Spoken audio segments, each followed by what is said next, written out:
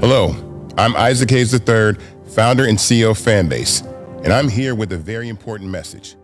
We are at a turning point in the Black community where we must have equity in the apps we use that scale to billions of dollars. But this time, we own the infrastructure, we own the culture, and we shape the future. And Fanbase is the future. Fanbase combines the free functionality of Instagram, TikTok, and YouTube into an all-in-one platform built for the evolution of social media and monetization. With over 1.4 million users, that's real proof that we are shifting the conversation of tech ownership and equity for creators. So right now, I want you to go to startengine.com/fanbase and invest today. The minimum to invest is $399. That gets you 60 shares of stock in Fanbase at $665 a share. This marks a turning point in Black ownership of social media. If we don't take this opportunity to own social media right now, we will always be customers to our own creations. And that can't go on. So once again, go to startengine.com/fanbase and invest today. We must own the platforms where our voices live, our stories matter, and where our culture drives the world. Thank you. Folks, Black Star Network is here.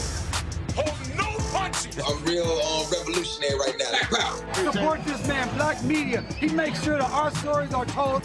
Thank you for being the voice of Black America, Roland. Stay black. I love y'all. All momentum we have now, we have to keep this going. The video looks phenomenal. See, there's a difference between Black Star Network and Black-owned media and something like CNN. You can't be Black-owned media and be scared. It's time to be smart. Bring your eyeballs home.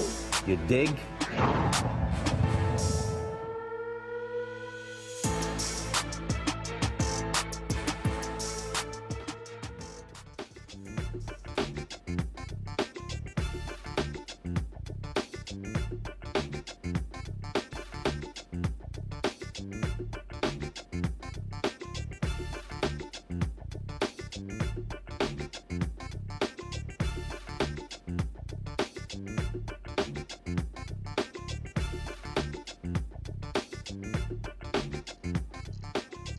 Hey, folks, today is Thursday, October 9, 2025. Coming up on Roland Martin Unfiltered, streaming live to the Black Star Network.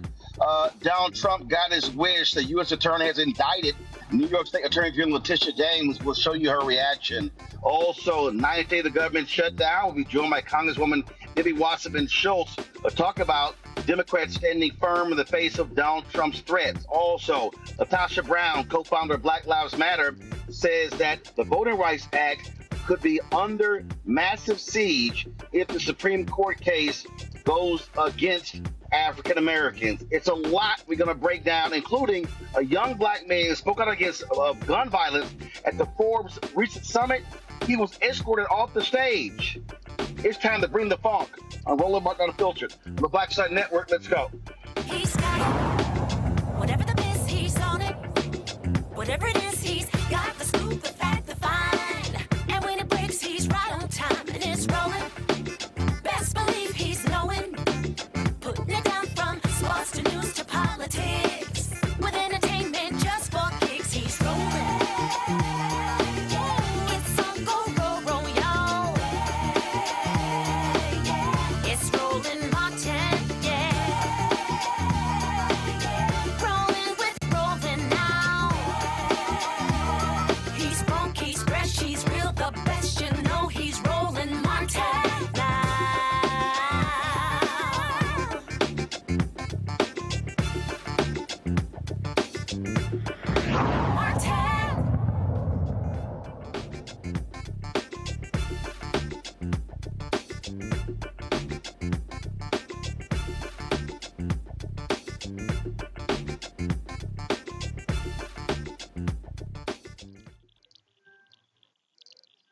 Folks, the ninth day of a government shutdown, and Donald Trump and his MAGA thugs are saying they're not going to pay federal employees. Even got the IRS agreeing with them. Let's go to Congresswoman Debbie Wasserman Schultz out of Florida. She joins us right now. Congresswoman, glad to have you on the show. It's insane to see what is happening. Now they're trying to say, oh, we're not going to pay federal workers like we've done in the past who were impacted by government shutdown. This literally makes no sense whatsoever.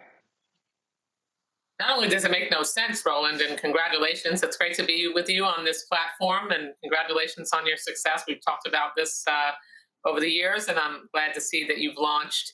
But it's federal law.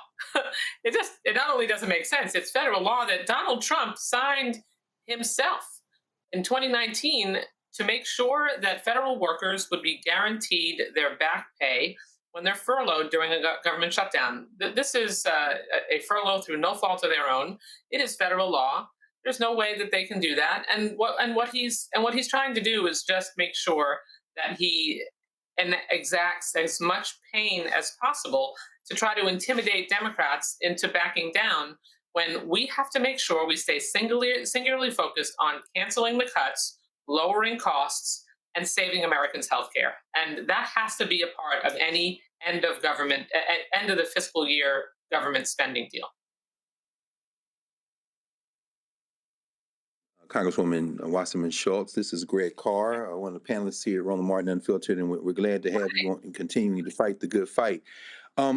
We see that today, of course, for the seventh time, the Senate failed to reopen the government. It seems as if public opinion is really turning against the Republicans now. What's your sense as you talk to your constituents and your colleagues on the Hill as it relates to, for lack of a better term, the PR, the optics of this moment? It almost seems like it's turning against them now. What's your sense? That's very much my sense as well. I'll tell you, I have the sixth most signups in the entire country for the Affordable Care Act, and Florida is the #1 state in signups, including Hialeah, which is a Republican city in Miami-Dade County, which has the most of any city in the country. We've got people contacting our office who, for example, we got a call from a Fort Lauderdale father of 5 whose family's premiums are going to go up $1,200 a month. The astronomical increases. You have the average couple making $82,000 a year in my district. They would see their premiums rise annually $18,000. That's a 259% increase. As a breast cancer survivor, I know if you don't have your health, you don't have anything. And it is absolutely critical that not only we deal with the cost of living driven up by Donald Trump's tariffs and his refusal to actually address costs like he promised, but now because of the big ugly law, they kicked 15 million people off of Medicaid, and now they're going to cause millions of people to have their healthcare costs get driven up, and they'll use the emergency room as their primary access point when they can't afford their healthcare, and that'll shift costs to all of us. Yes, ma'am. But Congresswoman, the big thing, here's what jumps out at me on this whole piece. You obviously have the healthcare piece. And what I have been saying is that one of the things that Democrats have to also do, they have got to hammer home that the people who need the Affordable Care Act the most are the folks in these red states. And to me, that means literally going to these red states. I'm talking about. I get what's happening in D.C., but I think what has to be happening, whether it's Ken Martin at the DNC or others, literally going to West Virginia, Ohio, Utah, South Carolina, and saying y'all are going to get screwed. You have the worst health outcomes. You have the worst economic conditions, and so if the Republicans who y'all voted for keep this up, y'all are going to get screwed. You're right. And we have been taking this message on the road all year long, right to Republican states, doing town halls in Republican districts because the Republicans won't show up and do their own town halls, Roland. So we've been doing that to make sure that their constituents understand we're here, we're ready to negotiate. By the way, let's also talk about that the Republicans left town. The House hasn't voted since September 19th. They canceled votes last week. They canceled votes this week. They are AWOL. And we're at the table ready to negotiate. That's how it's always been done when we've had government shutdowns in the past. I've never seen one party just leave the table and leave people twisting in the wind like this as if they don't care and they think they're going to be able to ride this out when these premium notices, these increases are landing in mailboxes right now. So the pain is only going to get worse, not better. I think you couple that, the healthcare issue, with what's happening with these farmers who are moaning and crying about soybean and the costs. And same thing. Listen, Trump said he was going to impose these tariffs. These people voted for it. So they're getting exactly what they voted for. So when you hear the people say, oh, this is not what I voted for, are you as confused as I am? It is baffling, and his tariff policy is wildly unpopular. It is actually killing our farmers in rural areas, so much so that now they're having to talk about passing relief for the farmers to help them with the increased costs and the price cuts that they've been dealing with because of Trump's tariffs. So they are actually screwing their own red state people. They're hurting agriculture badly, and now they're having to spend money to actually make up for that. It is such an upside down, backwards policy that is actually hurting the United States economy, not helping. Help me here. This continuing resolution. How long is it? I think I might have lost you, Roland. Yeah. No. So no, I asked. Okay. So what you're voting on? There we go. How long? What you're voting on? If you vote to reopen the government, how long is this continuing resolution? Is it several weeks? It's a 7-week resolution that the Republicans say, yeah, we can just keep the government open and we'll get to health care. We don't have to do that now. That's a December problem, not a right now problem. I'll tell you, I had a receptionist in Cooper City tell me that her annual premiums were going to go up $3,200. That is real money for someone who works as a receptionist. And this is a right now problem, not a 3-month from now problem. And it's something that we have to make sure that we include as part of the overall deal that we make when it comes to how we fund the government. These tax credits are expiring December 31st, and people are getting those increases, those notice of increases right now. So Republicans need to come to the table. They need to come back to work. Well, see, the reason I asked that, we're having a fight right now for a 7-week continuing resolution, and in 7 weeks, we're going to be right back at this same spot, right? Yes, which is why we need to negotiate the full decision on how to deal with this right now. I don't know what they think is going to be different in 7 weeks. It'll just be closer to the deadline, and there'll be more pressure. They had all year to deal with this. We asked them to include this in the big ugly law that they passed. They refused. They kicked the can down the road further, and now they're saying, "Oh, just trust us. We'll just pass this CR for 7 weeks, and we'll negotiate with you after that point." Well, no. Then it's November, and we're about a month out by then. And when it comes to making sure that people have affordable health care, that is absolutely critical. If you don't have your health, you don't have anything, and you should not be forced to the 82,000 people in my district who would lose health care entirely, and the 203,000 people who would see their costs skyrocket if those tax credits expire. They deserve affordable health care. They shouldn't have to use the emergency room as their access point, and they shouldn't be forced into being diagnosed at later stages of illness and having much more expensive health care complications that might kill them. Well, I'm gonna tell you this here, Congresswoman. I've traveled this country, and all I'm hearing from people who watch this show, when I'm all around, folks are saying Democrats bet, not bend, buckle. They said they need to stand firm and continue to take the fight to Republicans because they see how they are abusing the Department of Justice. They see how they are abusing people with these ICE folks. They see what's happening with National Guard. And I'm hearing people say enough is enough. They're sick of it. And this is a hill Democrats must die on and stand firm and fight them tooth and nail and get everything they want and not compromise. This is critical. Our leader, Hakeem Jeffries, has been very clear, consistent, and unifying. The House Democrats are in lockstep. We're not budging. Our Senate counterparts haven't been budging either. And we need to just stay in this fight. We need to make sure that we pay the troops. And we need to make sure that we guarantee the law is enforced to pay our furloughed employees who are only off the job now because Republicans refuse to come to the table and do their job and make sure health care is affordable. All right, Congresswoman Debbie Wasserman Schultz, appreciate it. Look forward to having you back on the show. We'd love to. Thanks so much, Roland. Good to see you. Likewise. Thanks a lot. Folks, got to go to a break. We'll be right back. Roland Martin Unfiltered right here on the Black Star Network. Next on The Black Table with me, Craig Carr.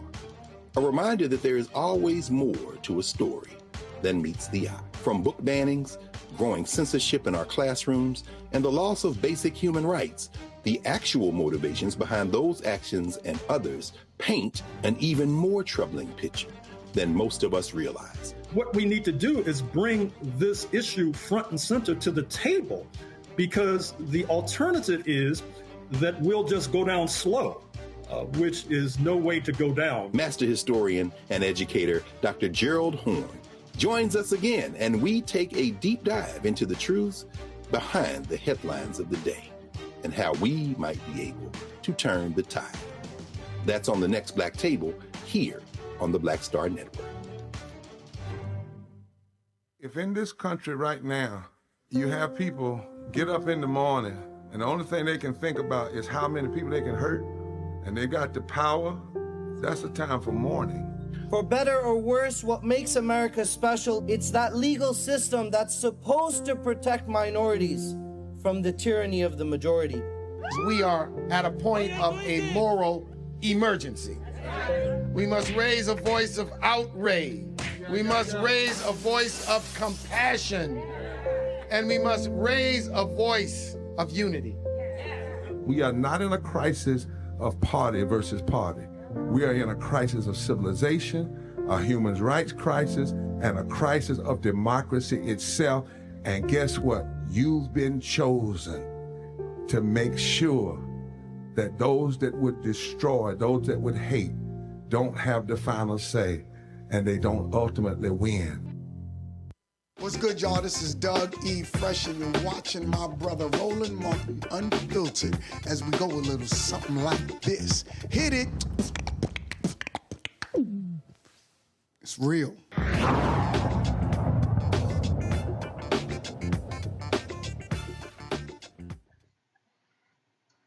All right, folks, let's get right to it. Dr. Nola Haynes, Georgetown School of Foreign Service out of D.C., also Greg Carr, Department of Afro-American Studies, Howard University. Cameron Trimble also joins us on the panel, CEO of Hip Politics Media, former White House Senior Advisor.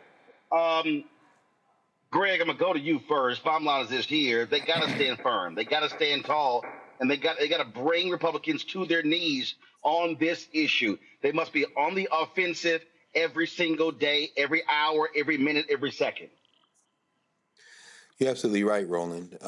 And, you know, it's an interesting convergence, isn't it, at this moment? Looking at that commercial that played during the break with Reverend Barber, he's right. This is a moral issue. It's a broad issue. But I said that as a prelude to this. People don't take a lot of time to think about the broader issues and the values and the concepts. This is a clear issue in this moment of party versus party. It is absolutely party versus party. The Republicans, the White Nationalist Party, has one objective and one objective only: to obstruct everything so that their Lord and Master, Donald John Trump, will not have to face those Epstein files, will not have to face the cascade that is going to be eventually fall down upon all of them because of all of this illegal, outlandish, outlaw, fascist activity. Everybody else who is against that, Trump and them are labeling as Democrats. You're a Democrat, you're a communist, you're a Republican. The Democratic Party, in other words, at this moment, does not just represent the party apparatus. It represents everybody who is anti-fascist. So no, they cannot bend. Right now, MAGA Mike Johnson, the MAGA Muppet, is a purebred liar through his DNA. Now they have thrown all caution to the wind, and they are desperate because Trump doesn't want anybody to do anything that he thinks will endanger him personally. So you've got Adelita Grijalva, who has been in this city now for days saying, swear me in. And this little man gets on television at press conferences and says, I'll swear in whatever she wants. Meaning what? The Republicans have thrown all caution to the wind, and they are purebred liars. That finally, the Democratic Party's responsibility at this point is to make this a moral battle between these evil fascists and everybody else. Anybody who budgets from the Democratic Party needs to be separated from the Democratic Party. This is not the time to play, we're going to be bigger than them, No. This is fascism versus everybody, and for good, for better, for worse, the Democratic Party at this point is the representative of everybody. Cameron, this is game on. Simple as that, this is game on.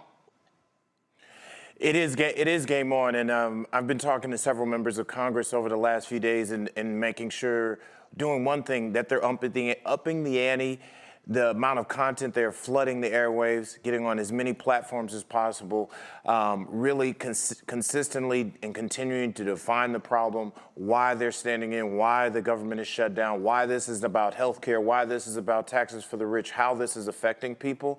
And then the one thing I would say, Roland, is that the Democrats do, while this is they have an opportunity here to continue to define this government shutdown as something that is wholly owned by the Republican Party. And there are votes coming up, and there are elections coming up in November in a few key states that where we're going to see if people do assign this government shutdown and all the pain that they're feeling and will continue to feel to Republicans. But Democrats don't need to overplay their hand where, hey, it's Democrat, Democrat, Democrat. This is, as Dr. Carr said, this is fascist versus everybody else. Some people may not want to hold the term Democrat, but they do want to hold the turn of fighting back. So this is an opportunity for them to broaden that message and broaden their coalition. So even if I don't want to identify as a Democrat, but I identify against this fascist regime, I identify against all this pain that the Republican Party is causing the American people. Yes. Nola. So 2 quick things. Yesterday, I spent a little time with Leader Schumer and also Senator Booker, and it was a very interesting conversation. The first thing to know is the Democrats are responding to polling that is favorable, that the rest of the country is aligned with their message around healthcare. And because they are seeing the results of what Cameron just mentioned, them tapping into new voices, doing things with content creators, even Chuck Schumer's video from the other day that he's very proud of, that he wants everybody to share. So they're starting to see some positive gains in terms of messaging. And one of the things that I had a chance to ask Senator Booker, and he had a very eloquent response, which we're not surprised. I asked him, what's beyond the party versus Trump? Like, what else is there? And so it was very clear from this battle with the big, beautiful bill, with the shutdown, that it's very clear that the message is about the American people. That's it. It's wanting to do the right thing by the American people instead of waking up with horrible thoughts of vengeance and wanting to hurt the American people. So from what I understand, that's what they're going to build momentum on, is how they can help American people, not only help us through this time, but beyond that. And I am on board for a message that is about the American people. Well, again, I just think what has to happen here is there has to be it has to be a constant position of attack, Cameron. It has to be aggressive in every way. And it can't just be just what's happening in Washington, D.C. This is where the strategy, as I said, got to be farming people out all around the country and hitting people. So you're getting not just national television, but you're getting on these local broadcasts, these local radio broadcasts, local television station broadcasts in these red states, in these cities. I think exactly. They need to be on local TV, local radio, local content creators. Everybody, that local sphere of influence. I've seen, for example, Congressman Gabe Amo up in Rhode Island. He's done a good job of showing up in his district, in different places, in different federal buildings, in different places to show, like, here's a real world effect of the government shutdown. Here's a real hospital. Here's a real business that is not going to receive grants. Here's a real community nonprofit organization whose funding has been cut off and jobs are being lost and services are being lost. Like, they've got to put that on camera. They've got to put that on video. They've got to consistently talk, because if they're with any silence, they realize they're up against a misinformation mega machine. So they've got to do it and not stop. Again, the reason I'm saying the messaging war is critical, because, Greg, this could be the thing that Democrats have been searching for the past 9-10 months, where they're able to gain their footing and build some traction. So they have to be building off of this, and again, staying on the offensive, because, as Nola said, the polling data is with them on this. Sure. I have absolutely zero faith in or expectation of the Democratic Party. Okay, let's just set this as a level set for me. Many of their politicians are no different than Republican politicians or any elected position. They want to retain the office. They have their donors, they have the lobbyists, and they're going to go whichever way the wind is blowing. That having been said, the wind is strongly blowing in the direction of the right thing to do. I don't ever have to hear from Chuck Schumer again in my entire life. My life, his life combined, double it, triple it, quadruple it. I never need to hear from him again. He is completely useless in this. If he wants to make social media stuff, if he wants to do that, that's fine. And with all that as a prelude, I will say this. Because the wind is blowing in that direction, it is up to those stronger voices in the Democratic Party to really lead this charge. I don't think Chuck Schumer needs to be leading this charge. John Thune, the majority leader in the Senate, has revealed himself to be an utter and completely, he has a complete lack of morals, and utter fascist. He's talking now as crazily as Donald Trump talks. The MAGA Muppet, Mike Johnson, nearly 40% of his district, almost 290,000 people, are on Medicaid in his district. Those voices in the Democratic Party who are able to frame this issue need to be the ones leading this battle. And these other folks who are more cautious and more polls-driven probably need to be a little bit more quiet. And what they don't need to do is introduce any harm. And I think that at this point now, the strategy has to be allow those voices to lead, allow, as we just heard Cameron say, the forces who are not identifying as Democrat or Republican or engaged in the political process whatsoever to see in those voices a beacon, allow those voices to include not just those here inside the Beltway, but people like the mayor of Chicago, Brandon Johnson, the governor of Illinois, the governor of California, and others who are willing to fight. Let them lead this fight from the provinces, because what will happen is this desperation continues and they get more and more desperate. It becomes a loop, which makes them look more and more absurd, which means that wind will blow stronger and stronger. And if this were the Hunger Games, the movie, the rebellion is coming from the provinces and the capital city is on the verge of collapse. And by the way, MAGA Mike, swearing Adelita Grijalva so she can give that 218th vote so that your Lord and Master Donald John Trump can have the thing that he fears the most, which is those files being released, my little friend. Winter is coming.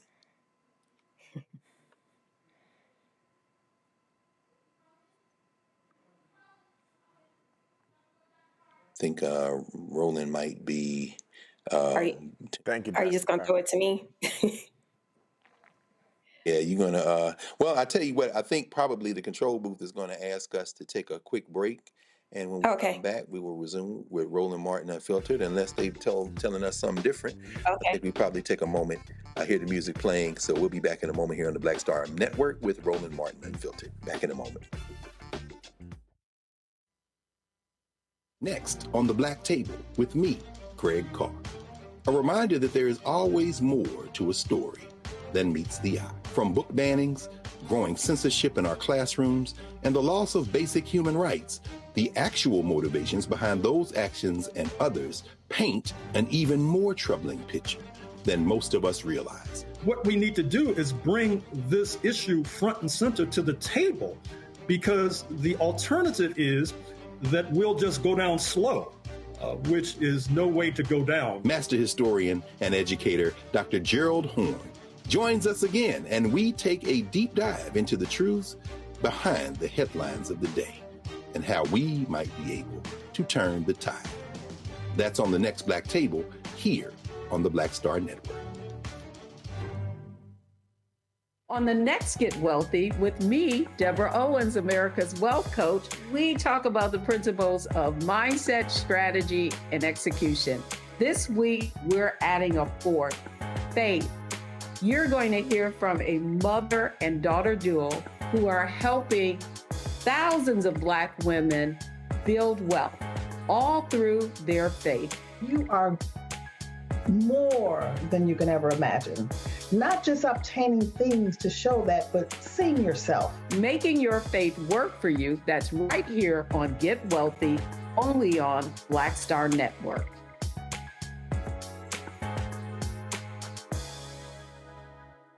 This Next week on A Balanced Life, parents, teachers, students, administrators, oh my, are you putting in the work, seeking to be a teacher, an associate principal, a principal, trying to elevate who you are and where you're going? Our world is changing. For veteran teachers, we have to be able to usher in students into a ever-changing, ever-evolving world. If we have this triangular effect, we will create a successful student who will be able to just thrive wherever and in any situation that they're placed in. Join us this week on A Balanced Life with Dr. Jackie here on Black Star Network. They said the quiet part out loud.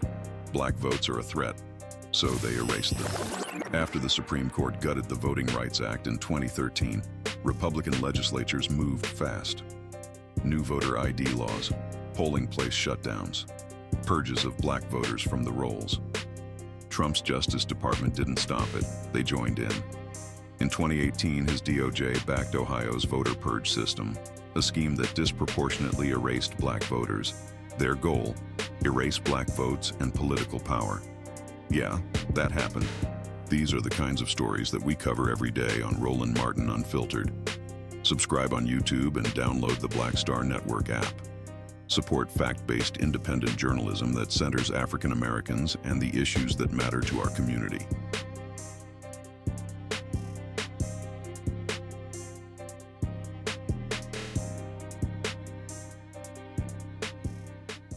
Hatred on the streets, a horrific scene, a white nationalist rally that descended into deadly violence. White people are losing their damn minds. As an angry pro-Trump mob storms the U.S. Capitol, we've seen shooting. We're about to see the rise of what I call white minority resistance. We have seen white folks in this country who simply cannot tolerate black folks voting. I think what we're seeing is the inevitable result of violent denial. This is part of American history. Every time that people of color have made progress, whether real or symbolic, there has been what Carol Anderson at Emory University calls white rage as a backlash. This is the rise of the Proud Boys and the Boogaloo Boys. America, there's going to be more of this. Here's all the Proud Boys, guys. This country is getting increasingly racist in its behaviors and its attitudes because of the fear of white people. The fear that they're taking our jobs, they're taking our resources, they're taking our women. This is white fear.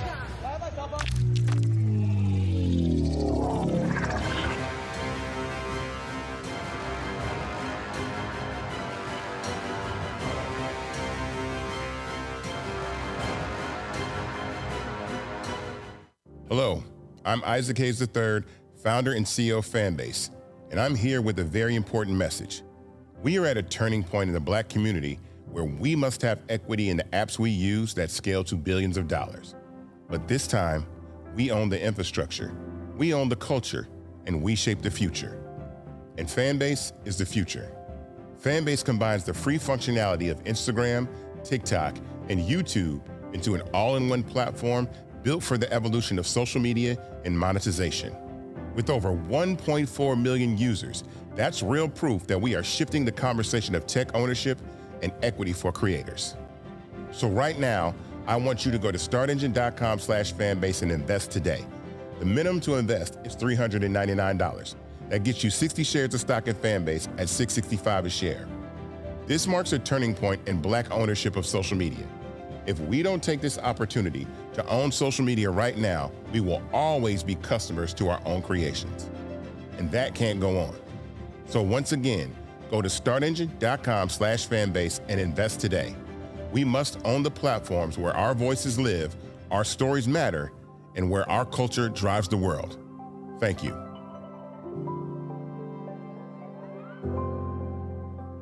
Hey, yo, what's up? This is Mr. Dalvin right here. What's up? This is KC. Sitting here representing the JODECI, that's Jodeci, right here on Roland Martin Unfiltered.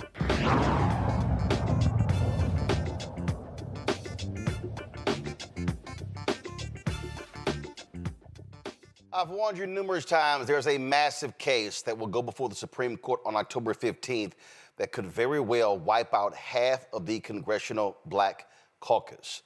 Folks, this is the most serious attack on the Voting Rights Act since that Shelby v. Holder case was settled more than a decade ago. Fair Fight Action and Black Voters Matter Fund, they released a new report explaining what's at stake in the Louisiana versus Callais case. Again, the Supreme Court are going to be rehearing arguments next week as center on Section 2 of the Voting Rights Act, the central safeguard against racially discriminatory redistricting. Now, I want y'all to keep in mind what we're talking about here.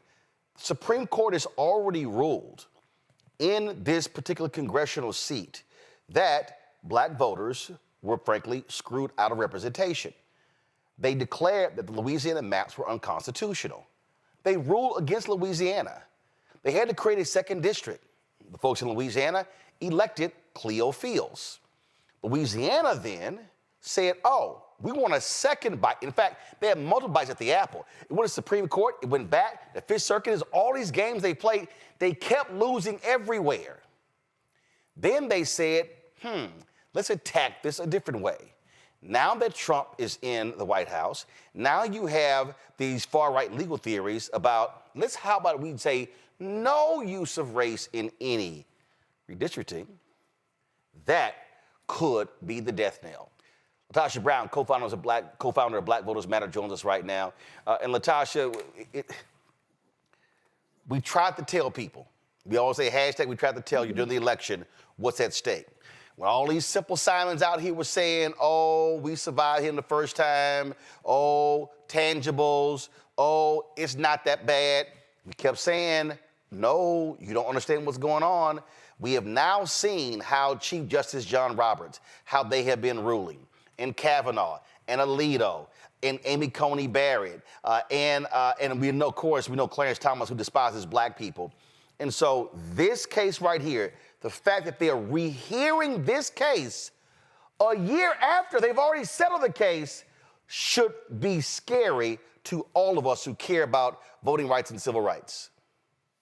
You know, I think this is going to be the most significant possible, is the most significant voting rights case that we've seen since 2012, when there was a gutting of Section 5. The two things in the Voting Rights Act that actually made it powerful was Section 5, which was stripped earlier, that basically was a pre-clearance clause, that before you draw a district, you had to have a district, you had to get pre-clearance to do that. But the second piece that I think a lot of people, in terms of Section 2, what it does, it gives the right to draw, to gerrymander districts in such a way that black voters have some input, some real influence over the outcome of it, so that we can get representation.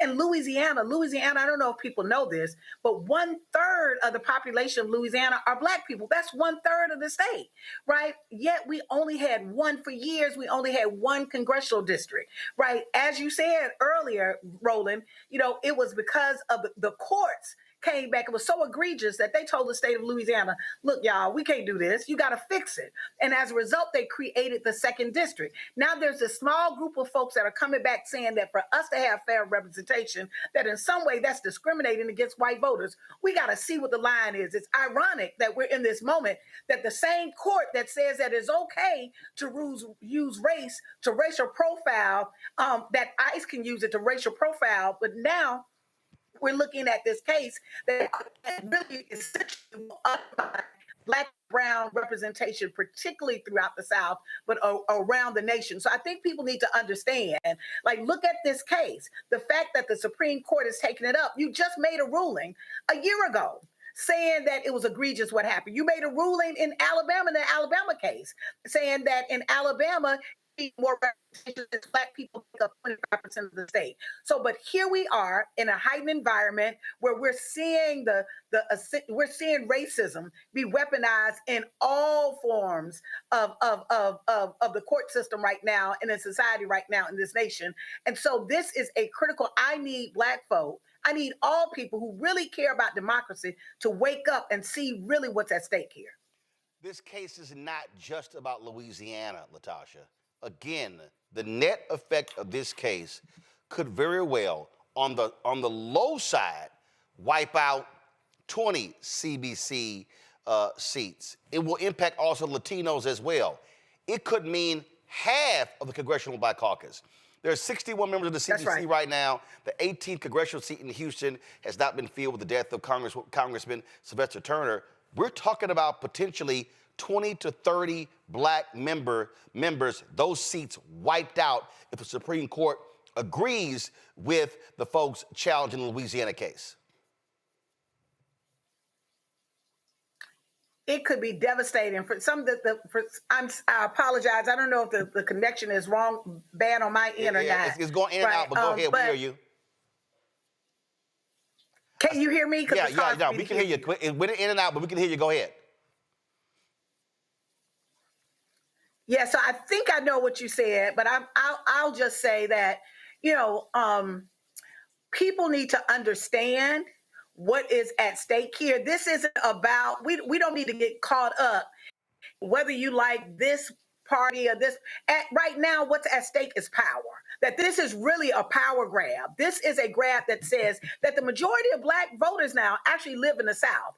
And so if this case, if the Supreme Court rules against rules against us and rules that to take out Section 2, what essentially that will do, as you just stated, Roland, it will strip black and brown seats throughout the South, which actually will limit representation. But that just doesn't have implications in the South. That has implications on who will actually have power in the entire nation. So everybody should be paying attention to what is happening. This is a power grab. We have to raise our voices so that we can actually put the Supreme Court notice that we are paying attention to you. We're paying attention to this ruling, and we will not go quietly in the night. The South has something to say, and we will not be silenced.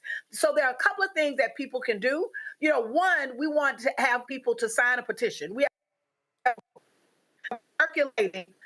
We are standing to support of the Voting Rights Act. Leave the Voting Rights Act alone and make sure that our representation, that it's protected. And so they can sign the petition. You can find the petition on our website, Black Voters Matter Fund.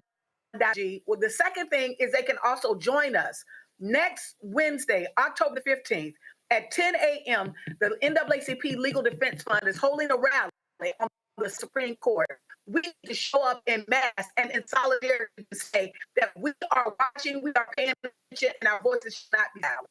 So if you're interested in that, we're actually taking some buses up from the South. You can go to our website again, blackvotersmatterfund.org, and get information about that. And the thing is, I need people to understand that we have to fund our fight. That somebody has to pay for this. We've got to fund it. And I ask you to donate to frontline groups. If you can't attend, at least support those groups that are fighting for us day in and day out. You can fund groups like Transformative Justice Coalition, support groups like the NAACP Legal Defense Fund, support Fair Black Voters Matter, even the Roland Martin Show, that we've got to really start using our money in such a way that we're supporting those that are on the front lines, that will bring us the truth, and that will help us really push back what we're seeing happen in this nation right now. Again, you broke up there. So the rally that's going to be taking place, when is that?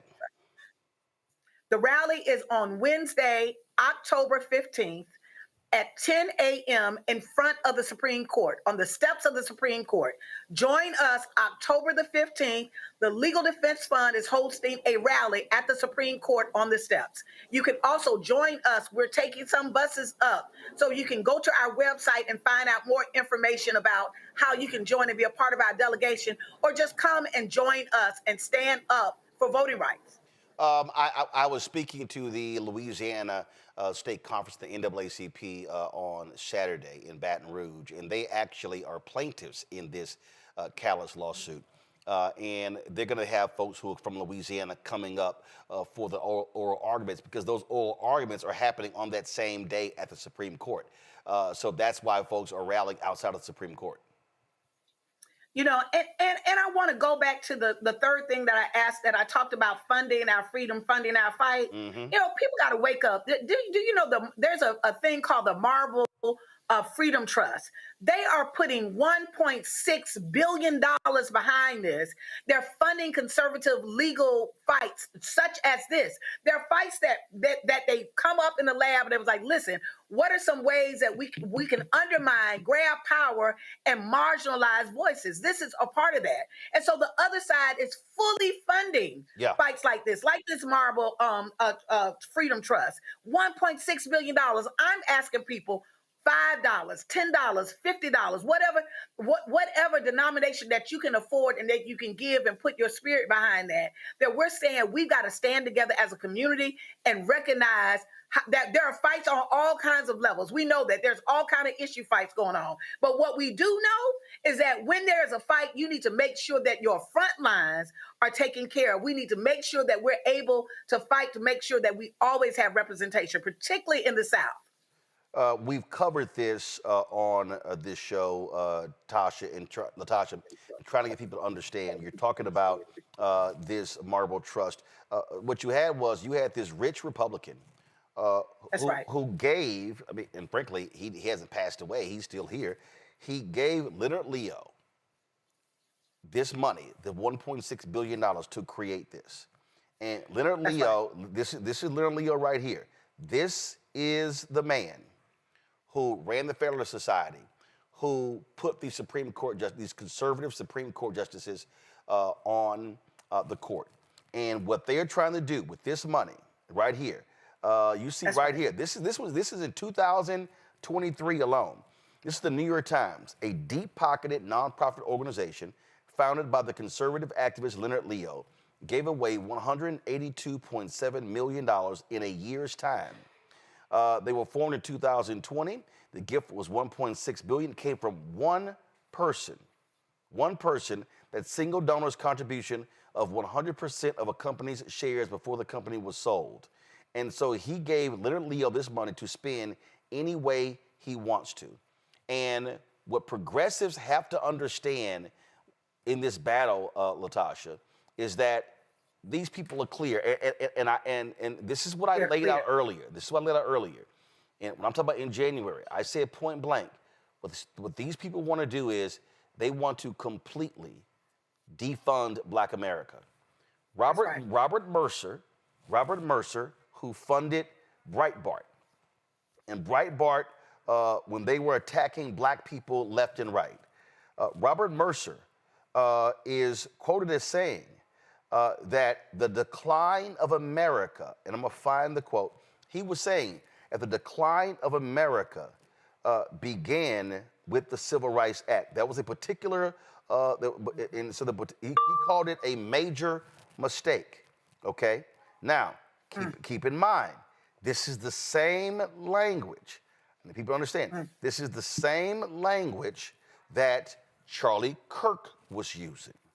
This is the same language that the right is using. So now, I need people who listen, watch it, understand, connect the dots.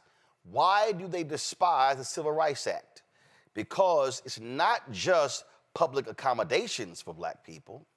It's the fact that these white folks could not discriminate in so many areas, even privately. Then you go to the Voting Rights Act. They despise that. Then you go to the Fair Housing Act. So people need to understand what their target goal is. Their target goal first is to destroy and eradicate the Voting Rights Act, because what that does is that completely decapitates Black political power. Because I said, LaTosha, that it could wipe up half of the CBC. But here's what people have to understand. The same Voting Rights Act is used for state rep seats. That's right. County commissioner seats, city council seats, school board seats. So you could see a complete political obliteration of Black politics across the country if the Supreme Court rules in Louisiana's favor in this case. That's how dangerous. So that's the political piece. And so their goal is to do that. Then their goal is to go after the economic piece. They already took out affirmative action in universities. And so their strategy, every single thing that Black people died for in 13 years of the Black freedom movement, they want to wipe out. And then they're also using the very civil rights laws born out of Reconstruction, the same Civil Rights Act of 1866, using that against us. So people need to stop.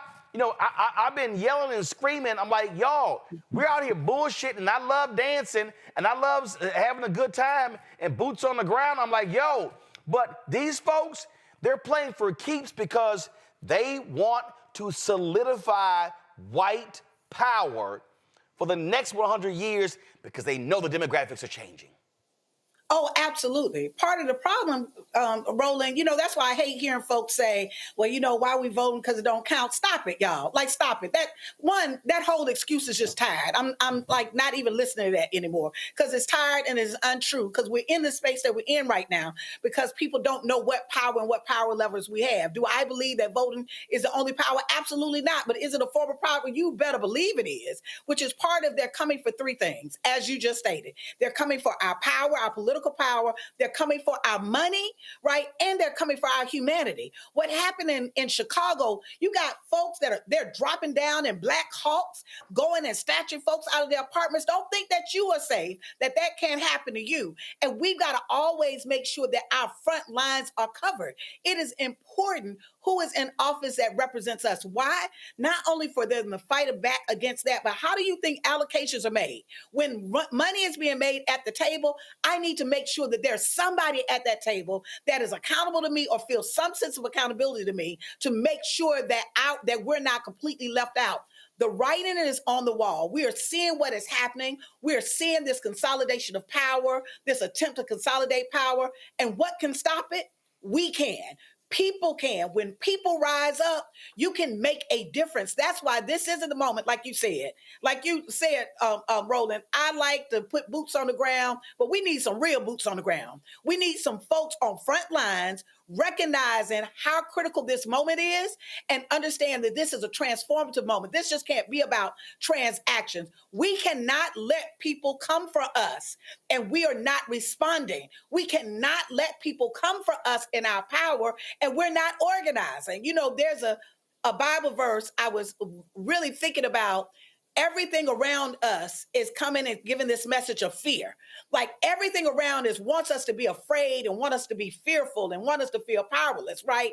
And ultimately they're coming at us and want us to feel all of those things. And so I went to the scriptures because I'm a person from the Christian faith tradition. I went to the scriptures and there was a scripture that just stuck out to me. And it said, perfect love drives out all fear.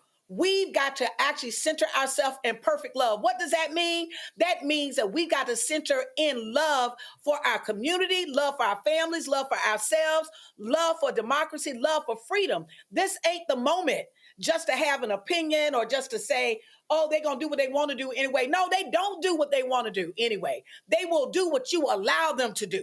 If you are not fighting, you are the problem. So all those folks, and I love to hear my niece would say it all the time. I wouldn't have been able to do this in the civil rights movement. Whatever you're doing right now is what you would have been doing in the civil rights movement. Is what you would have been doing in slavery. What you would have been doing when our people were fighting for our lives. Ultimately, right now, this is not a game. This is not a drill. That ultimately there is a strategy to really unravel all of the gains that we've made, to have Black folks in a perpetual subservient position, for us not to have political power, for us not to have economic power, and for us not to have the right to be self-determined. We have to resist that with everything in us. This is the moment. This is the time.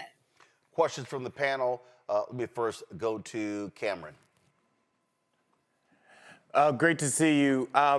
One thing that I think that you just mentioned, that voting is the power, and people have to realize that their vote does matter, but kind of being in the streets, trying to get young people, trying to get Black people, trying to get people from the hoods to the neighborhoods in the suburbs to be able to let them know that their vote still does have power. But if this Section 2 of the voting rights is gutted, the power that one of the power levers that they still had, even if they weren't exercising, will be stripped away. How do we make the case to people who haven't been voting? Because there's so many people who stayed at home and on the couch, who if they come to the ballots and they come to the polls this year and they come to the polls next year, it's one of our last chances to really fight back. How do we really encourage them to get out and vote and not shame them, but encourage them? One, thank you for that question. One, I think it's real quick, simple.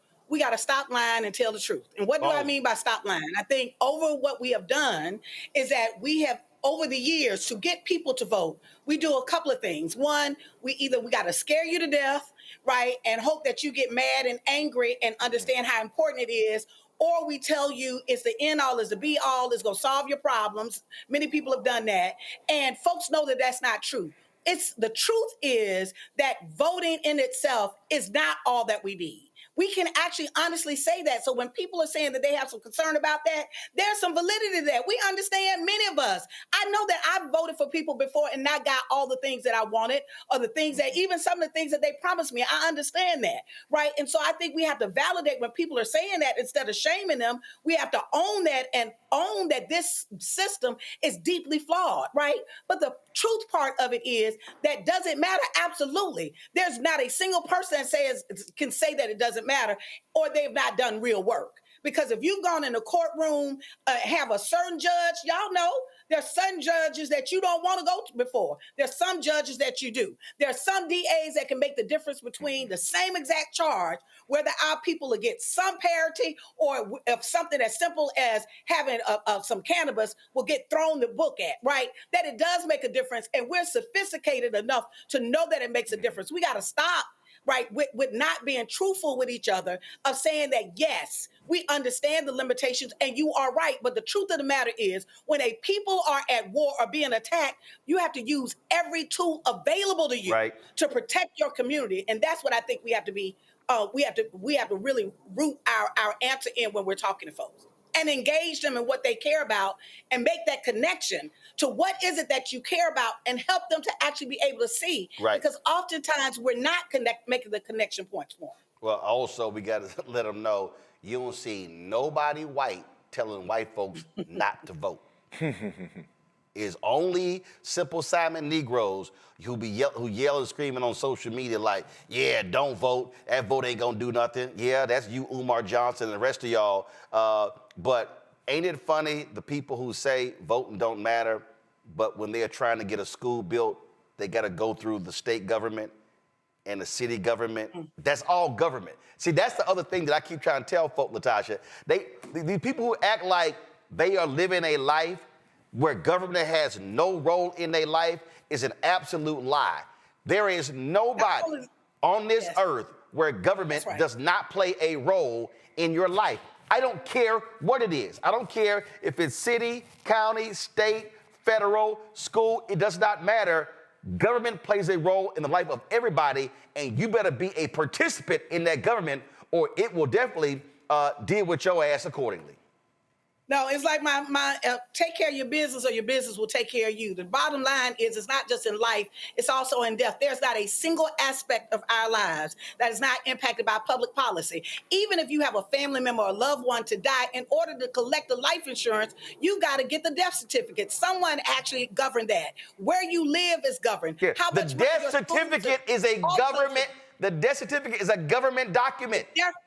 Is a government document. There's no aspect of your life, not a single aspect of your life, that is not impacted in some way by public policy, from where you live to how it's zoned, to how much money you make at work, to how much you can take out, they can take out of your check. So we got to really be honest that at the end of the day, yes, we may not be able to get everything that you want in this particular way. I understand that, those limitations. But the truth of the matter is, there are decisions being made about you, whether you agree with the process or not. And the process to actually that you have influence is electing folks. That's just the truth. Those are facts. Nola. Hey, LaTosha, it's always great to see you. And you literally always bring all the passion and all the facts, and I'm just always in awe of you. But here's my question. With everything that we're seeing happening around the country, with special elections, special mayoral elections, congressional elections, where Democrats are performing really well, even to the degree where a Trump pollster is worried about this shutdown, especially the messaging around healthcare, saying that it could potentially cost Republicans 10 to 15 points in 2026 if they're not on the right side of this. So here's my question. Are you seeing a shift on the ground the way that we're seeing a shift in these other areas, with messaging that seems to be going a little bit more in a positive direction? We're seeing it in the results in these special elections, but on the ground in Louisiana, where I'm from, what are you seeing? Is any of this landing there the way that it is in other places for people to really get out and to get involved and to understand what's at stake? So let me say this. One, thank you. Great seeing you, Nola. Let me say this. I think that there is no way that you are a living, breathing human being with any sense of intelligence and not know what time it is. One of the things, Black folks are real perceptive. When don't nobody have to spell out racism to you. You see it, you smell it, you feel it, you know how it feels, you know what it looked like. So at the end of the day, in all honesty, look at what's happening right now. We're seeing it. We're seeing what happens when there's this concentration, this attempt to consolidate power. And it's not in the same frame. It may not be in the same frame as political parties. I heard my brother Carr, and I understand exactly where he is. The bottom line is we're so beyond that. This isn't about a party fight. This is really about a power fight. And I'm going to tell you, the enemy of my enemy is my friend. I am going to align myself with whoever is going to protect me from those that seek to hurt me, harm me, and kill me. And so that's a strategic decision. That's a strategic decision that Black folks have always had to make and will continue to have to make as we're building what we need to build to be self-determined. And so I think it's really important in this moment that as I've been talking to folks, I've not talked to anybody that does not know what time it is. Matter of fact, what's interesting is as I've been walking in grocery stores, I get stopped on the streets and people will say, what is I need to do? What do I need to do in this moment? And so I think I think that there is a sense of urgency in community, not at the level that I think we need to see it, because I don't want people to move out of fear, but I do want people to move in a way to recognize that our best chance of beating this back has always been we've leveraged our collective power. We've got to use our economic power in a very different way. We can't fund folks who are actually working against us. You shouldn't be getting nothing from Target right now. And a whole list of other people, and you'll hear more about that. But the second thing is when people are trying to take our political power, you can't just poo-poo that. We've got to really be able to organize ourselves and lift that up and spread the word. Some people, what I found is a lot of people don't know what is happening with this case right now, which is part of the reason I'm so glad that Roland let us talk about this on the show, that they don't realize that this case, because there's so many things that are happening, because the chaos is the point, that Trump and the administration are intentionally creating so much chaos and confusion right now that they believe that some things will get lost in the cracks. You got to pay attention, Black folks. You have to pay attention what is happening on us on every level. And if you individually can't pay attention to it, what you need to do is support the kind of organizations that are and the people that are on the front lines. Greg Carr. Thank you, Roland. And it's always good to see you, Sister LaTosha. And one of the many things I really deeply value and appreciate about you is your ability to think and be and act in a creative fashion, which is in the best tradition and spirit of our ancestors. So my question builds on or extends and just kind of continues in the vein of the one that we just heard from Nola. And it is really two parts. One, you've kind of already answered, and that is how we not only organize but deploy to maximize our voting strength. We see our brother Gary Chambers in Louisiana giving us updates in terms of the early voting daily on what's going on in New Orleans.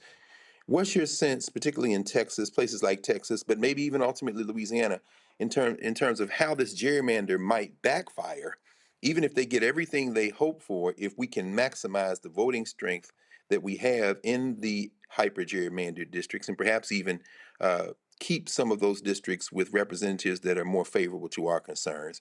And then the other part has to do with creative thinking around the lawsuit. It won't be with this case, but I'm thinking about the voting rights case out of Tuskegee many years ago, Gamillion versus Lightfoot, the landmark case around gerrymandering, because these racists were so obvious that they had to say it was unconstitutional, but they didn't use, because there wasn't a Voting Rights Act then, they used the 15th Amendment. And I think it's been underused amendment in the legal arguments we've made. And so the second part of my question, in addition to thinking about how we can maximize our voting strength, even in hyper gerrymandered districts, do you think our legal strategy should be more creative so that even if we lose the Voting Rights Act, we begin to build out some jurisprudence along the line of really reviving 15th Amendment legal arguments? And even when it relates to the Voting Rights Act, thinking about, of course, Section 2 being revised in 1982 to say you don't have to prove intent. It's not necessary now.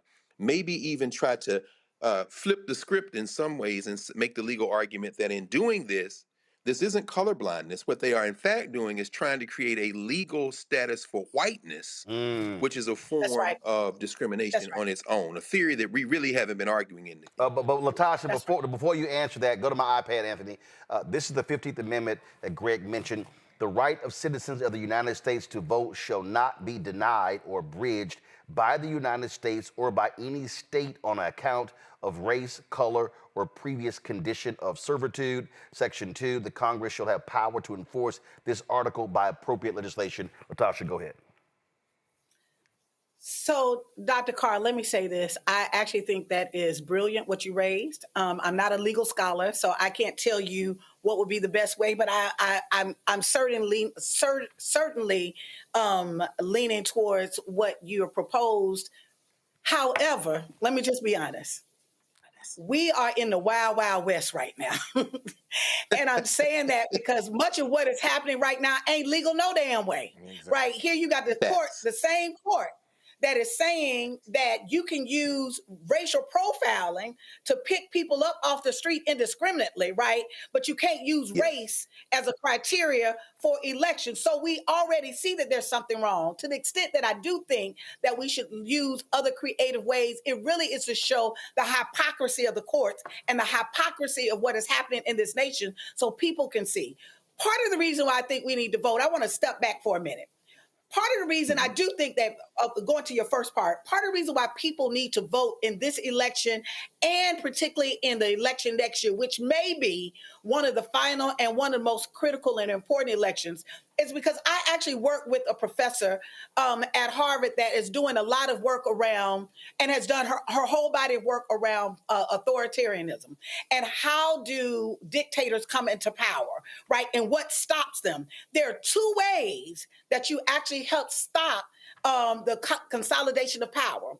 It has been one, through voting, and as you vote, if people feel, even if the other side takes the election, if people just feel that their election was stolen and their voice got cut off, it becomes a tipping point for the organized and where people have toppled governments because of that, right? Or even there have been a major change of government. The second thing has been some kind of what they call a black swan event, some event that has happened that has been unexpected. Someone got killed, someone like that was the tipping point, like from George Floyd murder that led to the uprising, something that causes folks to actually become so emotionally engaged that they uprise. The bottom line is there is nothing that can stop authoritarianism and the consolidation of power except people. Yes. There's nothing. I'm just being honest. Right. That's right. And so we got to actually use these other vehicles in every single way because you got to have your people on the front lines. Greg asked you the question about Texas and how they could have overplayed their hands. But here's the point that we have to understand, and we've been hammering this on this show, and LaTosha, you know it, Cliff know it as well. When we vote our capacity, they are banking on us staying at home. Donald Trump reveled after he thanked black people publicly for not voting. So when we turn out, Greg mentioned Texas. When Beto O'Rourke ran against Greg Abbott, 75% of young people in Texas, 30 and under, didn't vote. Texas has the largest number of eligible black voters than any state in the country.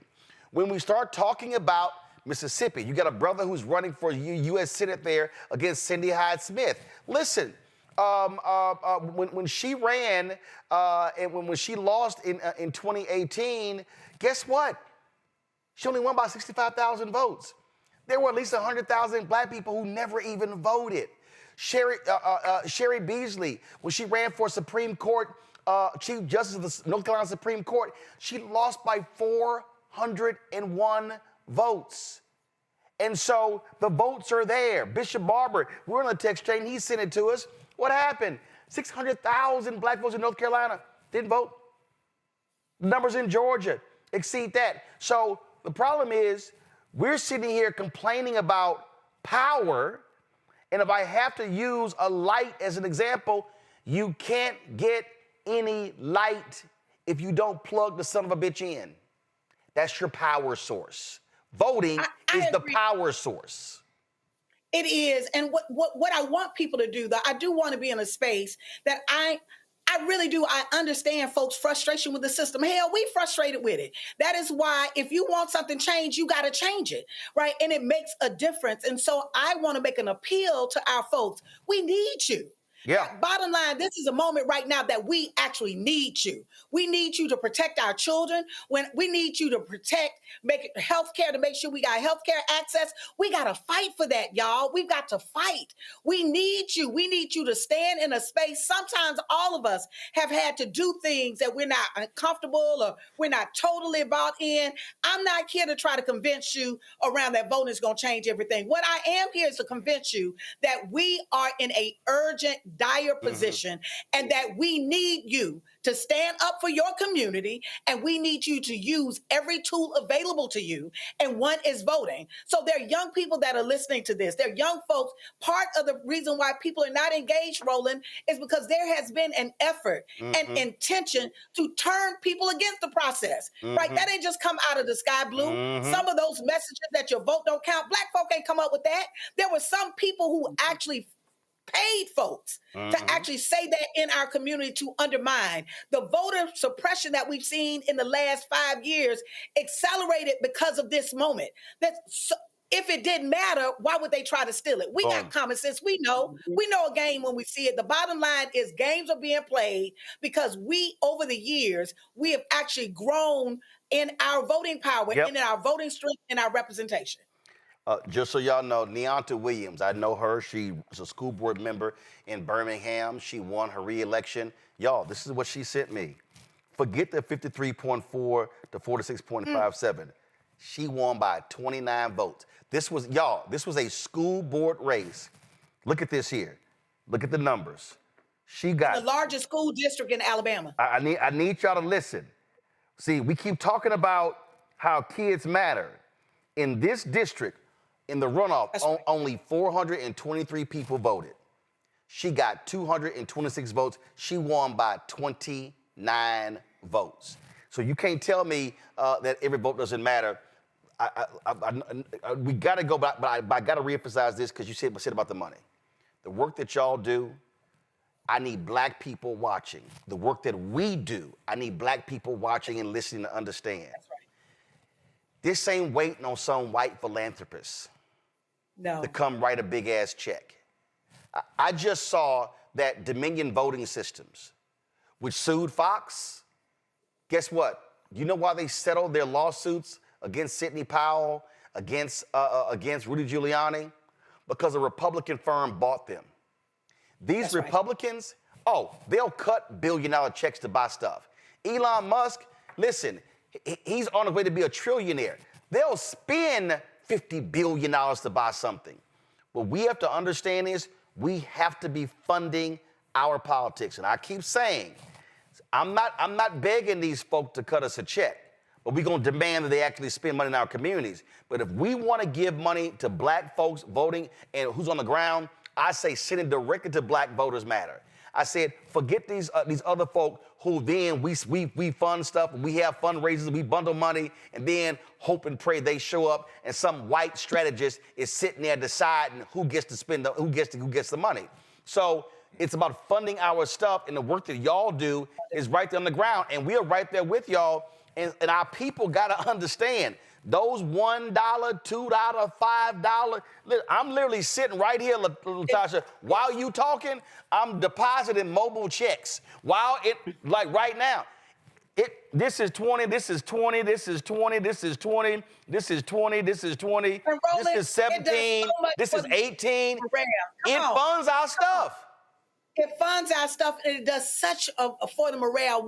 We were down in Pritchard, Alabama, a few years ago. I always tell this story. We were on the street corner campaigning, and a sister walked up to us. Out of all of the millions of dollars that we've gotten and given away, this sister walks up to us with a handful of change. It wound up being almost $10 of change that she had dug out of her car, out of the armor of her car, and she said, "Here, y'all, I want y'all to have this because I want to be a part of this movement. I want to support what y'all are doing." You do not understand. I'm still riding off that $10. I still believe that $10 has just been blessed money. It is important for us to know that we are going to have to fund our institutions. If you want Black free press, you got to fund Black free press. Boom. If you want Black organizations that are unapologetic, standing on the side, fighting for your children, fighting for you, you've got to fund that. It is no longer acceptable for us to make excuses about what we don't have when we literally have $1 trillion worth of resources that we give to consumers and to companies every day that say won't even stand up for diversity and inclusion and equity. So instead of us giving our money to these folks who are actually working against us, who are in fact funding the people who are working against us, it is a moment. This is get real time. This is a check-in time. We are no longer can just do business as usual. We are under attack. Our community is under attack. And we're going to have to be on the front lines of protecting us by getting involved. You can get involved with us. Come join us on Wednesday, October the 15th, in front of the steps of the Supreme Court for the Legal Defense Fund's rally at 10 a.m.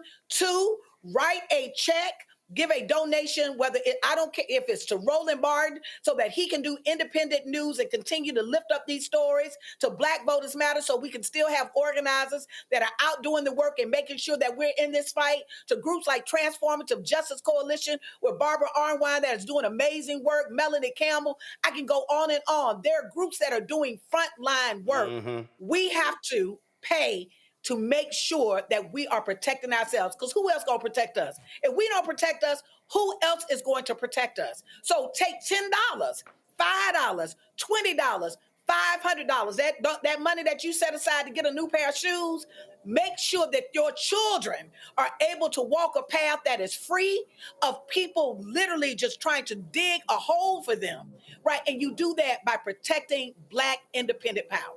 Listen, and that's just the truth. Hey, those are facts. That's the truth. And it's the truth, nothing but the truth. And I'm going to tell you something right now. So my cousin, Sharonda, sent me a text. Sharonda's mom, my aunt, died in 2020. And her mom, on her deathbed, her mom looked at her and said, your job is to send my $50 to Roland every year. And her son reminded her and said, "Hey, mama, ain't it time to make that contribution?" They do it always around her birthday. So my aunt's been gone for 5 years, but she told her daughter, "You send my 50. Even though I'm gone, you send my 50. And right here, y'all, this is this week's YouTube Weekly Podcast. Go to my iPad.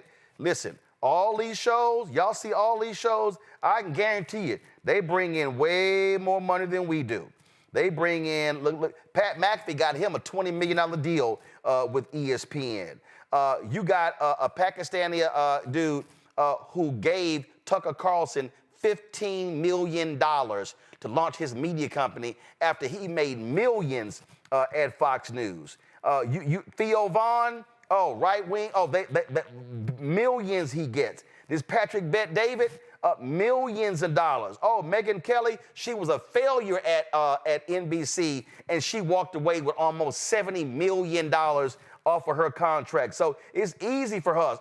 Tim Cast, right there, he got hundreds of thousands of dollars from a Russian front company just to do 1 or 2 posts a month. And so matter of fact, he got more from Russia than we got from the Harris campaign last year, just so y'all can put that in perspective. And so you see all these folks, you see in terms of what they do, a lot of these right-wing shows, millions of dollars they're able to get, and guess what? We still are doing the work, and then right here, boom, we have 51.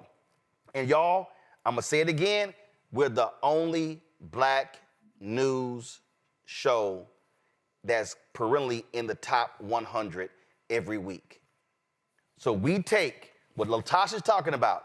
When they go out there and they hit those streets in those rural areas and they're sitting here bringing folk food and stuff, they're taking those $5 and $10 contributions. It's 4,500 people watching right now on YouTube.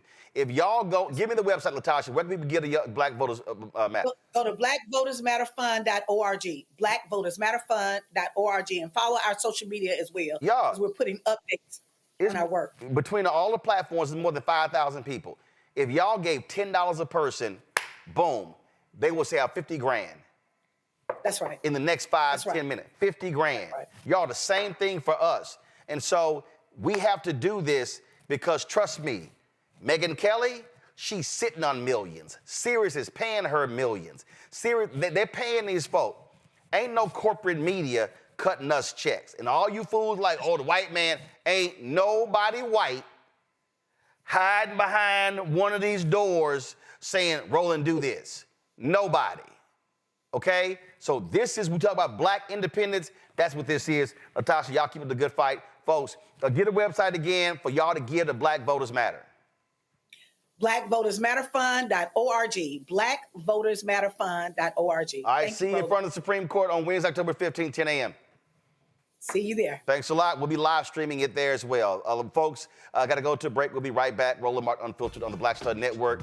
Support the work that we do. We just laid it out there. If y'all want to contribute to what we do right here, this show, the other shows on the Black Star Network, listen, I'm sitting here, y'all. We're launching another daily midday news show. We're launching a weekly show. These things are happening, okay? We're making these things happen, but it takes resources. It takes dollars. I'm telling you right now, and it ain't easy. So if you want to give me a Cash App, use the Stripe QR code. You'll see it right here, bottom left-hand corner. If you want to do PayPal, it's R Martin Unfiltered. Venmo is RM Unfiltered. Zelle is Roland at RolandSMartin.com. Roland at RolandMartinUnfiltered.com. Checks and money order. Y'all think I'm lying. I'm telling y'all, I'm literally right here. Depositing checks and money orders live during the show that y'all have given. So checks and money orders. P.O. Box 57. Make it out to Roland Martin Unfiltered. That's the bank account. Make it out to Roland Martin Unfiltered. P.O. Box 57196, Washington, D.C., 20037-0196. And if y'all want to, take a screenshot right now of this here and post it on your social. This is how we talk about the collective. Do y'all understand that it's a bunch of y'all watching? Millions more could be spreading this news. And guess what then happens? And then just ask folks, give $5, $10 to make this happen. That's how we can reach this $1 million goal as we're launching these new shows. Plus, we're completely redoing, and it should be ready. I'm hoping it's going to be ready by Friday. Keenan, let me know. We're completely changing BlackStarNetwork.com. So that's going to be our written articles news portal. That's happening as well. So there's a lot going on. And so we'll be right back. This week on The Other Side of Change, we are talking about the government shutdown and how it's impacting our everyday lives, including our pocketbooks.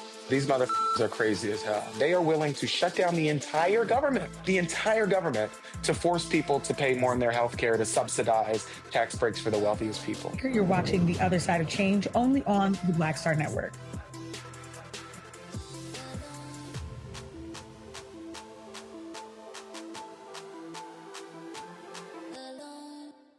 What's up, y'all? This is Wendell Haskins, a.k.a. Win Hogan at the Original T Golf Classic. And you know I watch Roland Martin Unfiltered.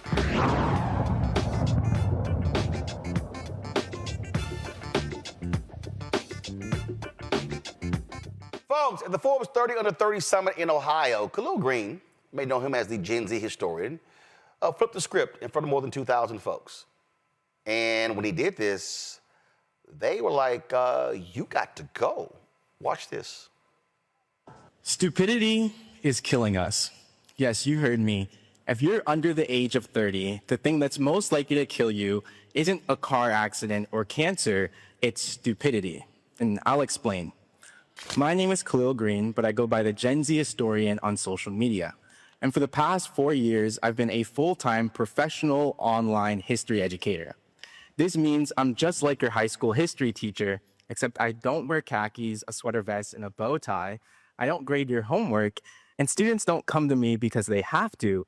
They come to me because they want to. And the reason that they want to is because I've learned how to blend entertainment, education, and activism. Now, it wasn't always this way. When I arrived in college at Yale University back in 2017, my parents told me that I had to study computer science if I wanted to be taken seriously. I had to learn about entrepreneurship and become a founder or a tech bro or something in between. But after sitting in on a riveting lecture about the Cold War in my junior year of college, I changed my academic trajectory entirely. And the reason is because even though the humanities were devalued by those around me, it was actually the human part of education, the stories, the people, the meaning that made me fall in love with history. And it's those very same principles that are the foundation of my work today. They're what got me to work with some of the leading educational institutions in the world, like the Smithsonian, PBS, and National Geographic, and they were brought me here to you all today to tell you, once again, that stupidity is killing us. Now, when I say stupidity, I don't mean silly mistakes that someone makes. I mean the concept of anti-intellectualism. Anti-intellectualism is basically when a society becomes allergic to reason, rationality, and research. Now, if you're on social media or the internet, you see anti-intellectuals stupid things all of the time. Just this week, you may have heard that Tylenol causes autism, or that Labubus are a better investment than real estate. But the worst thing about this anti-intellectualism is that the leading cause of death for children in the United States is a direct consequence of it. And that's something called gun violence. Now, we all know that America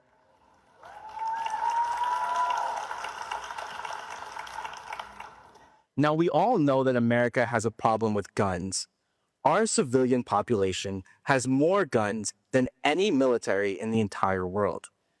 This year alone, on average, 3.4 children have died to gun violence every single day. In 2024, there were 44,000 gun-related deaths. And as I was preparing for this speech, I was hoping that that statistic wouldn't grow. But this morning, as many of you guys did as well, I found out that there were 3 mass shootings yesterday alone, with a number of deaths, some of them including children. And it's stupid, anti-intellectual ideas that keep this crisis going. For example, the idea of thoughts and prayers is a perfect display of how anti-intellectualism blocks solutions to gun violence. It's not the same as believing that the earth is flat, but offering faith-based comfort in lieu of direct action after a tragedy is stupid. Worse yet is the idea that some gun deaths are worth it to protect the Second Amendment.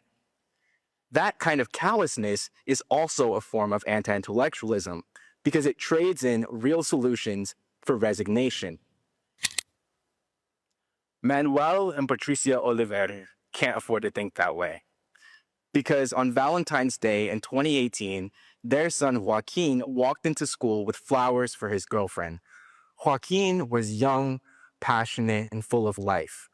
But outside of his writing classroom in Parkland, Florida, his life was cut short by an AR-15. Evelyn Valdez turned 28, and she lived in Miami. She was in love with the city's Wynwood Art District.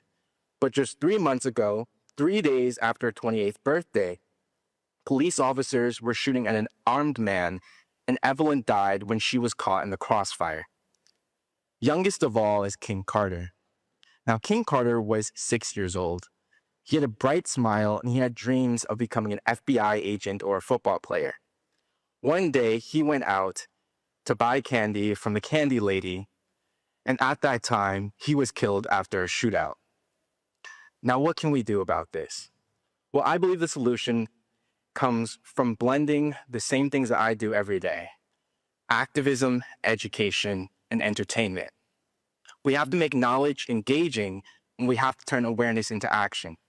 And that's why today I've partnered with March for Our Lives, Change the Ref, and a number of other parent and youth-led organizations to announce a new edition of 30 Under 30. 30 victims of gun violence who died under the age of 30. This isn't a celebration of who's here today, but it's a tribute to the people that should be. Lives that were cut short before they could accomplish the sorts of feats that could have landed them on this very stage in this very moment. There will be physical editions of this magazine handed out by volunteers, which you can see.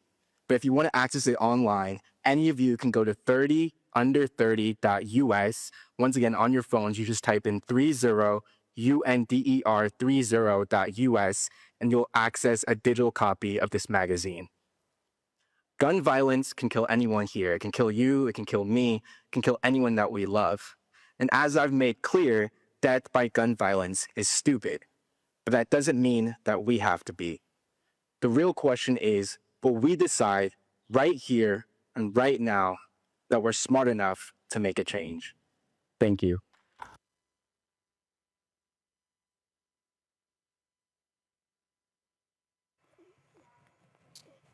All right, folks, the video froze there, but we have the man himself, Khalil Green, here. Glad to have you here. So, Khalil, you had this conversation. You went about 6.5 minutes. Then what the hell happened?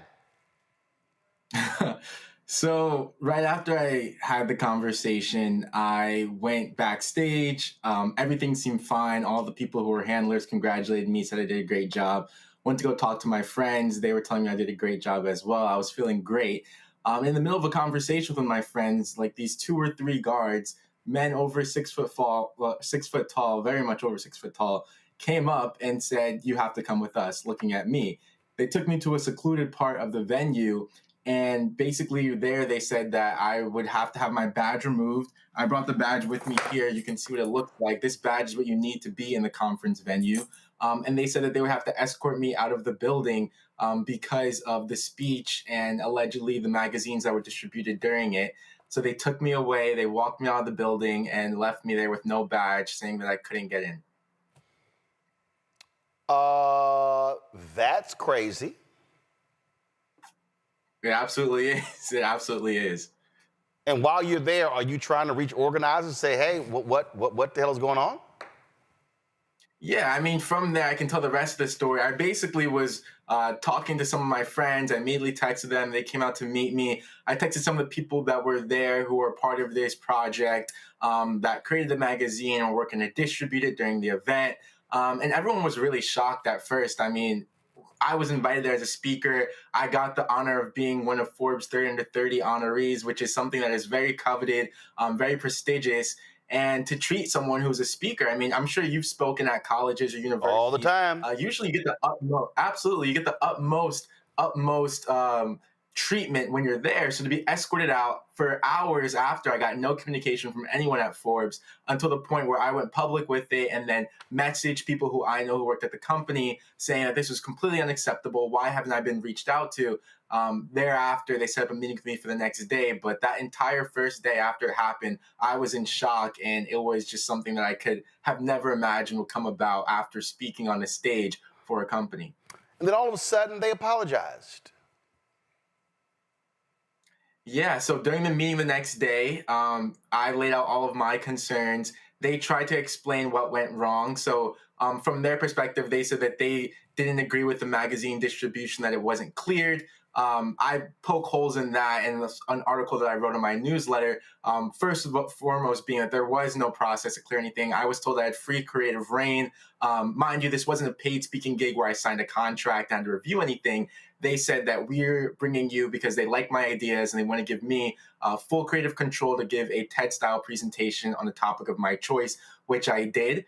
I think that they probably got cold feet around the political messaging of it all, and that's what probably prompted them to get scared about it. And then they later on said that they did direct security to take away people's magazines, but they did not direct security to remove me from the premises, that was a decision made by the security contractors on their own, and that they had no idea that it happened. And when I asked them who made this decision, how could security contractors that you hired go rogue all of a sudden to remove me, they said that they didn't know and that they were still investigating. Until this day, I don't have an answer, but I mean, at least I was able to make lemonade out of lemons and use the moment to uplift the project, which was a magazine commemorating and celebrating and honoring the lives of 30 young people who died to gun violence under the age of 30. What's crazy to me is, again, I've spoken all over the world.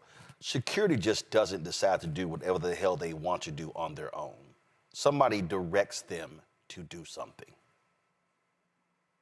Yeah, I mean, it's a huge question mark. I'm not in this moment still in the process of investigating. At this point, it's in the past in terms of not that it doesn't affect me and that I don't want to know what happened, but I've been able to use the momentum to bring awareness to the project. That's what matters to me most. It's done and over with. But as you say, there's still a huge question mark. It's still unacceptable, and I still don't have a resolution on who it was that did this. Questions. Let's see. Nola, you first. Can you repeat that? Sorry. No, I'm going questions from my panelists. Nola? Yes. Young man, you are beyond impressive and brave. Thank you so very much. So I love that you said you turned, these lemons into lemonade, and you mentioned momentum. And as we are moving closer and closer to the kind of deeper trenches of authoritarianism, where we're going to see more examples of censorship, we're going to see more things, unfortunately, what happened to you. From your experience, what advice would you give to people who are speaking and, at public engagements and something very similar happens? Just from your experience recently, what would you say to others? Well, first of all, I've actually not gotten asked that question since this happened. I think it's a great question, so I just want to say that off the bat. Obviously, this happened all in the context of the elephant in the room being mass censorship that we're seeing across the board, most notably with Jimmy Kimmel being removed from his platform after what he said regarding Charlie Kirk. And like you said, I mean, it's something that would probably happen more and more over the next 3 years, hopefully not longer, but definitely over the next 3 years. And if I had to give 3 pieces of advice, the first one would be just have a community. I told a lot of my friends as soon as it happened what had happened. They ran out of the building. They were there to listen to speakers. Some of them were there to speak themselves, but they stopped what they were doing to come comfort me, make sure that I was doing okay, as well as talking to some of even the family members of the people mentioned in the magazine that were not at the venue but still there cheering me on. Just having a community is number one.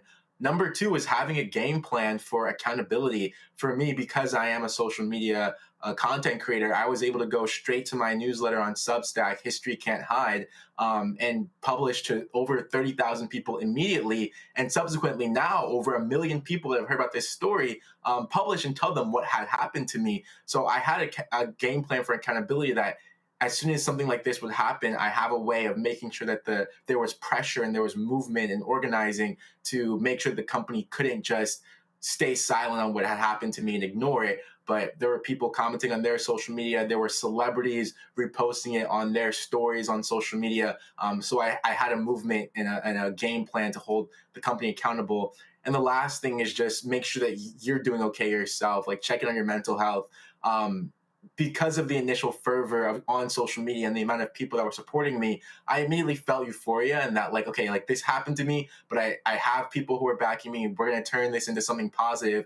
But it wasn't until the end of the week when everything was over that I really sat down and just realized how heavy it was, and not even necessarily the actual removing of me, which was heavy in and of itself, but the content of my speech was about gun violence. And for the rest of that week, what I had to do is have so many people come up to me during the conference asking what happened, and I was sharing with them my speech and why it mattered. And I was talking about the issue of gun violence and kids who were dying to gun violence repeatedly for like 3 days straight after this happened at a scale that I didn't imagine I would have to do. And it took me until like days later, the weekend, to realize, okay, like we're dealing with something very heavy. You need to chill. You need to check in on yourself because you did a lot and it's time for you to rest. Khalil, kudos to you, brother. I'm so glad you were able to use such a platform like that to talk about the issue of gun violence. I'm personally connected to the kids at Parkland and March for Our Lives, being there on the bus with them that whole first summer of 2018. So the issue is extremely close to me. My question here is that with this added attention, the ultimate goal that you set out was this unique 30 under 30 to highlight and to memorialize and to draw attention to the gun violence that is killing people, especially young people. Where is that movement, not just the magazine, but that list and the push there. Like I know the family and the parents over at Change the Ref. I know they're willing to. They've done so many different. I don't want to call them stunts, but just so many different acts of public disruption. What's the next steps there to continue to drive this awareness you're getting towards the actual issue? Well, candidly, it all goes back to how can we get more people to see this? And I mean, this appearance is definitely one. I want to encourage anyone who's watching me right now to check out the magazine, which you can go see at 30under30.us. That's the number 30 UNDR30.us.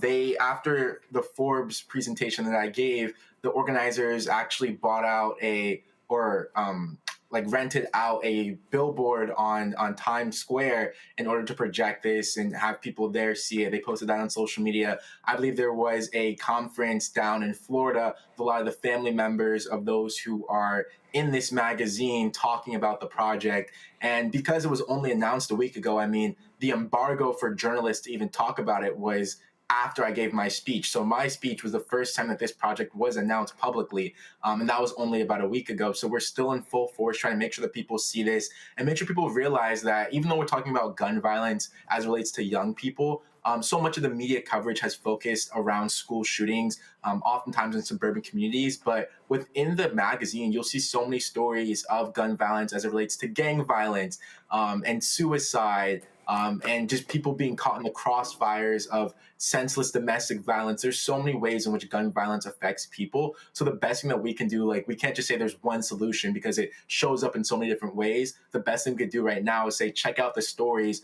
And within the magazine, there are also organizations and solutions that are laid out for all the different ways in which gun violence can affect someone.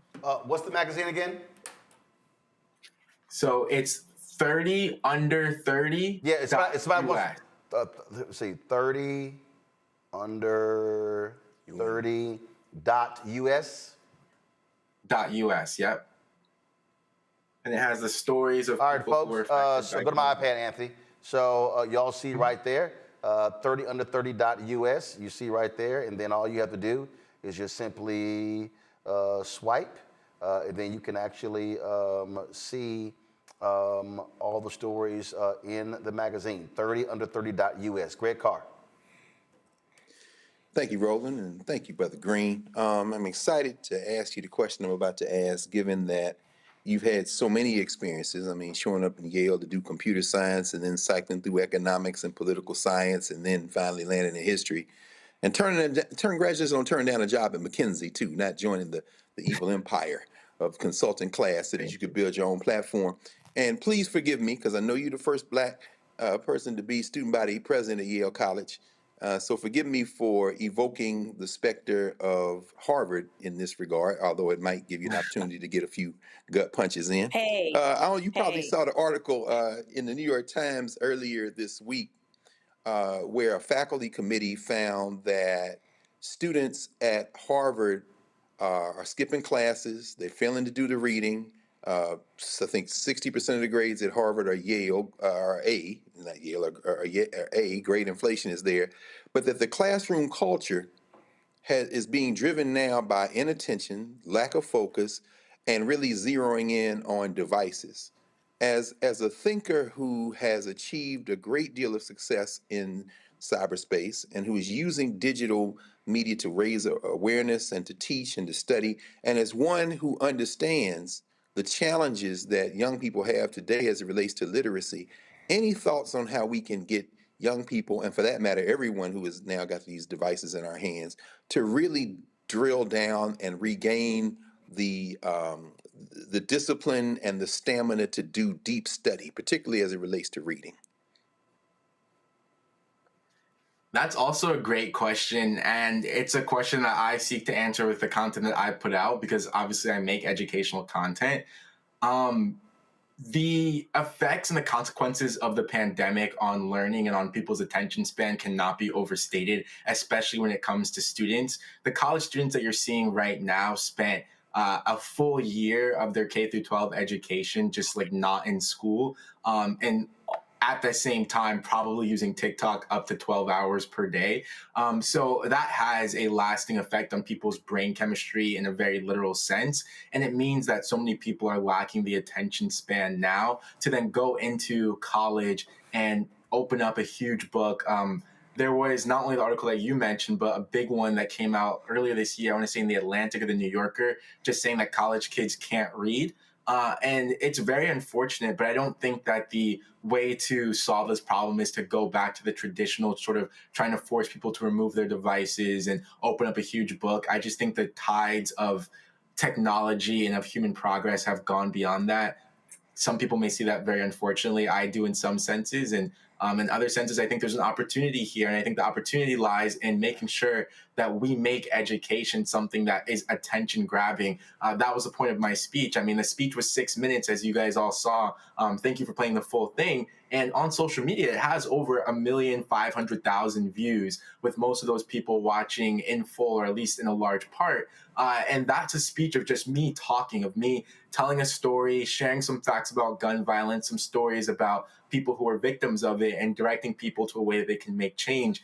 And that's something that people don't necessarily associate with social media, right? You might think it's just nonsense or dancing videos or fights, whatever you want to call it. But there's a growing class of people like me who are educational content creators. And I think that we're going to be the future, or at least a model for the future of education, and that education has to be entertaining. And it's maybe a sad thing for many, but it's the reality. So invest and support educational content creators, and that way you can disseminate information in a way that's more attention grabbing and that younger people will gravitate towards. All right, then. Well, listen, Khalil, great job. Keep giving them hell, and we need more voices out there doing the work. Yeah, thank you so much for having me. I super appreciate it. And once again, please, please, please go check out the magazine, because the stories in there are very eye-opening, and there's so many statistics that I would have never known without diving into it. And to your point, it's a great way of learning and an engaging way, full of stories and full of ways that you can make an impact as an individual as well. Okay, I appreciate it. Thank you so very much. Thank you. All right, take care. Folks, we'll be right back. Roland Martin Unfiltered on the Black Star Network. This week on The Other Side of Change, we are talking about the government shutdown and how it's impacting our everyday lives, including our pocketbooks. These motherfuckers are crazy as hell. They are willing to shut down the entire government, to force people to pay more in their health care, to subsidize tax breaks for the wealthiest people. You're watching The Other Side of Change only on the Black Star Network.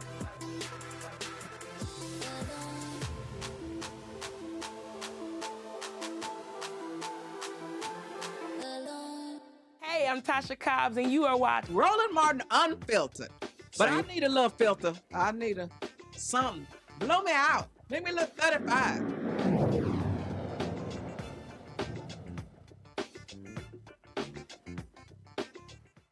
Well, Donald Trump once attacked his enemies, and now he's gone after New York State Attorney General Letitia James. And remember, she's the one who got a conviction against the twice impeached criminal convicted thug-in-chief, and he's been so pissed off by that. And so he appointed an airhead to be U.S. attorney, because the previous one he fired because he wouldn't prosecute this case in James Comey. And so as a result, they've now indicted her in Virginia. Tish James, she knew this was coming, so therefore she had a response for this thug.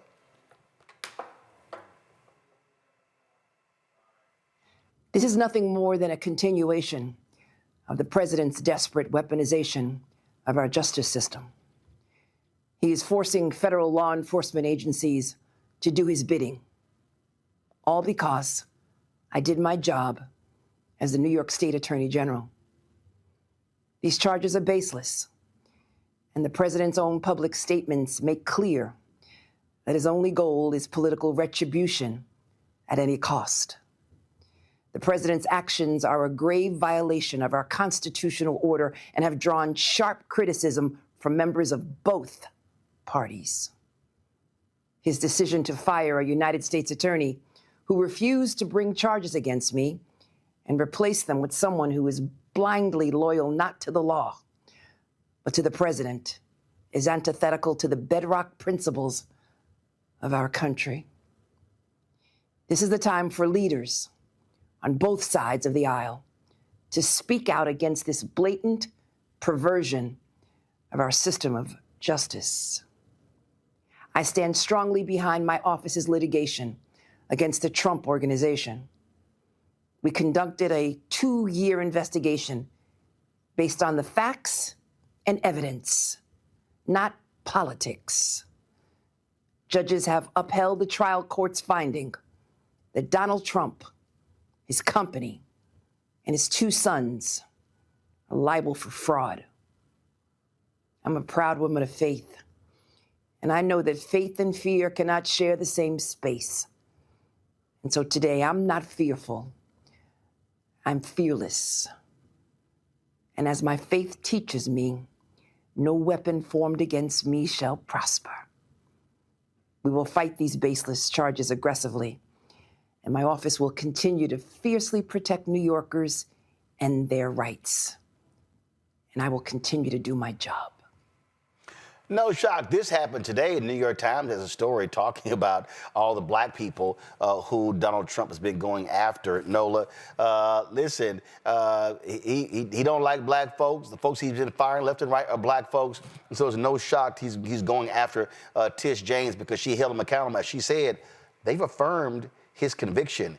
And that's what that thug, that convicted felon cannot stand. Absolutely. You know, it's the audacity of how dare you challenge this rich white man, and then you humiliate him, and you actually win. And it has nothing to do with the fact that he violated the law. It's just all about how dare you, black person, especially black woman. And, you know, this isn't anything that we are talking about that isn't already out there for people to see in plain sight. Even before we got here, he was showing us what he was going to do, especially in terms of, you know, how he was going to retaliate with Fani Willis. You know, the list can go on. So where we are right now, it's not a shock to anyone that's here tonight. But here is my concern. My concern is this. While we knew this was coming, none of this is a shock. What is going to be done about it to protect us from his perceived slights or his retribution campaigns, you know, all the things? This is exhausting, Roland, and it's creeping into different parts of everyday life and how Black people are being treated. People think that because they have permission from the top, that they can talk to us any kind of way, they can dismiss us because Donald Trump does it. So my concern is this, and my question is, I guess, hypothetical. What is to be done about this? I thought we were protected minority. This is definitely Greg's territory, but no, we ain't no protected minority. We ain't no protected minority. Listen. Greg knows what I mean. We all saw this, but we all saw this coming. Listen,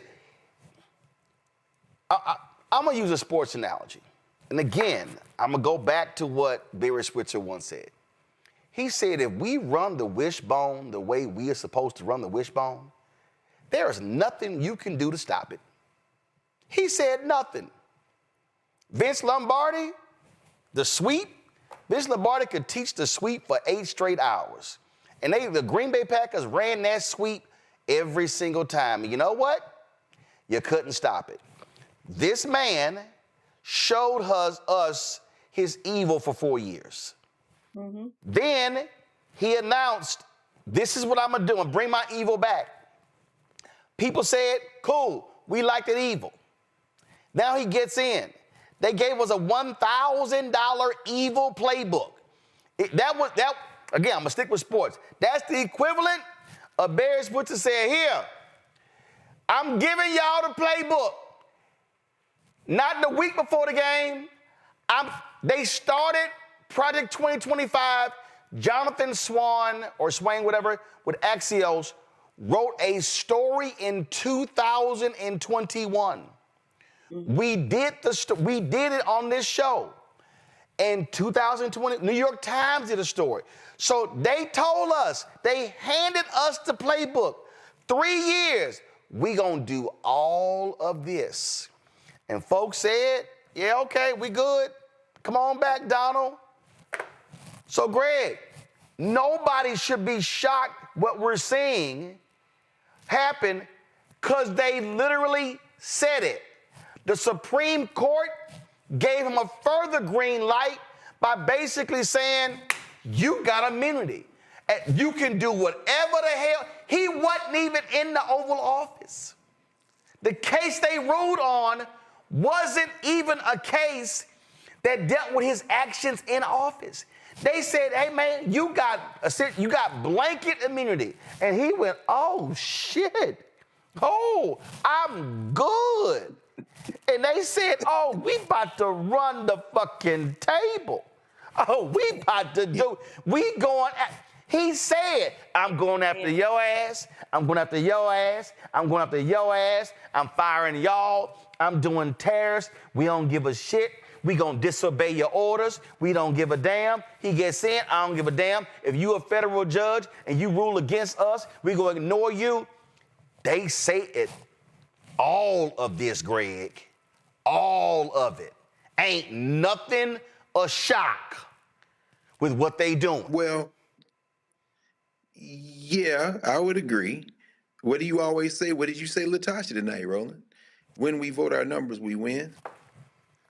Let's continue that analogy. All of it true. And what happens when the people you gave the playbook to, the people you keep running these winning plays against, you drugged them, you disoriented them? I have to disagree with my brother Khalil.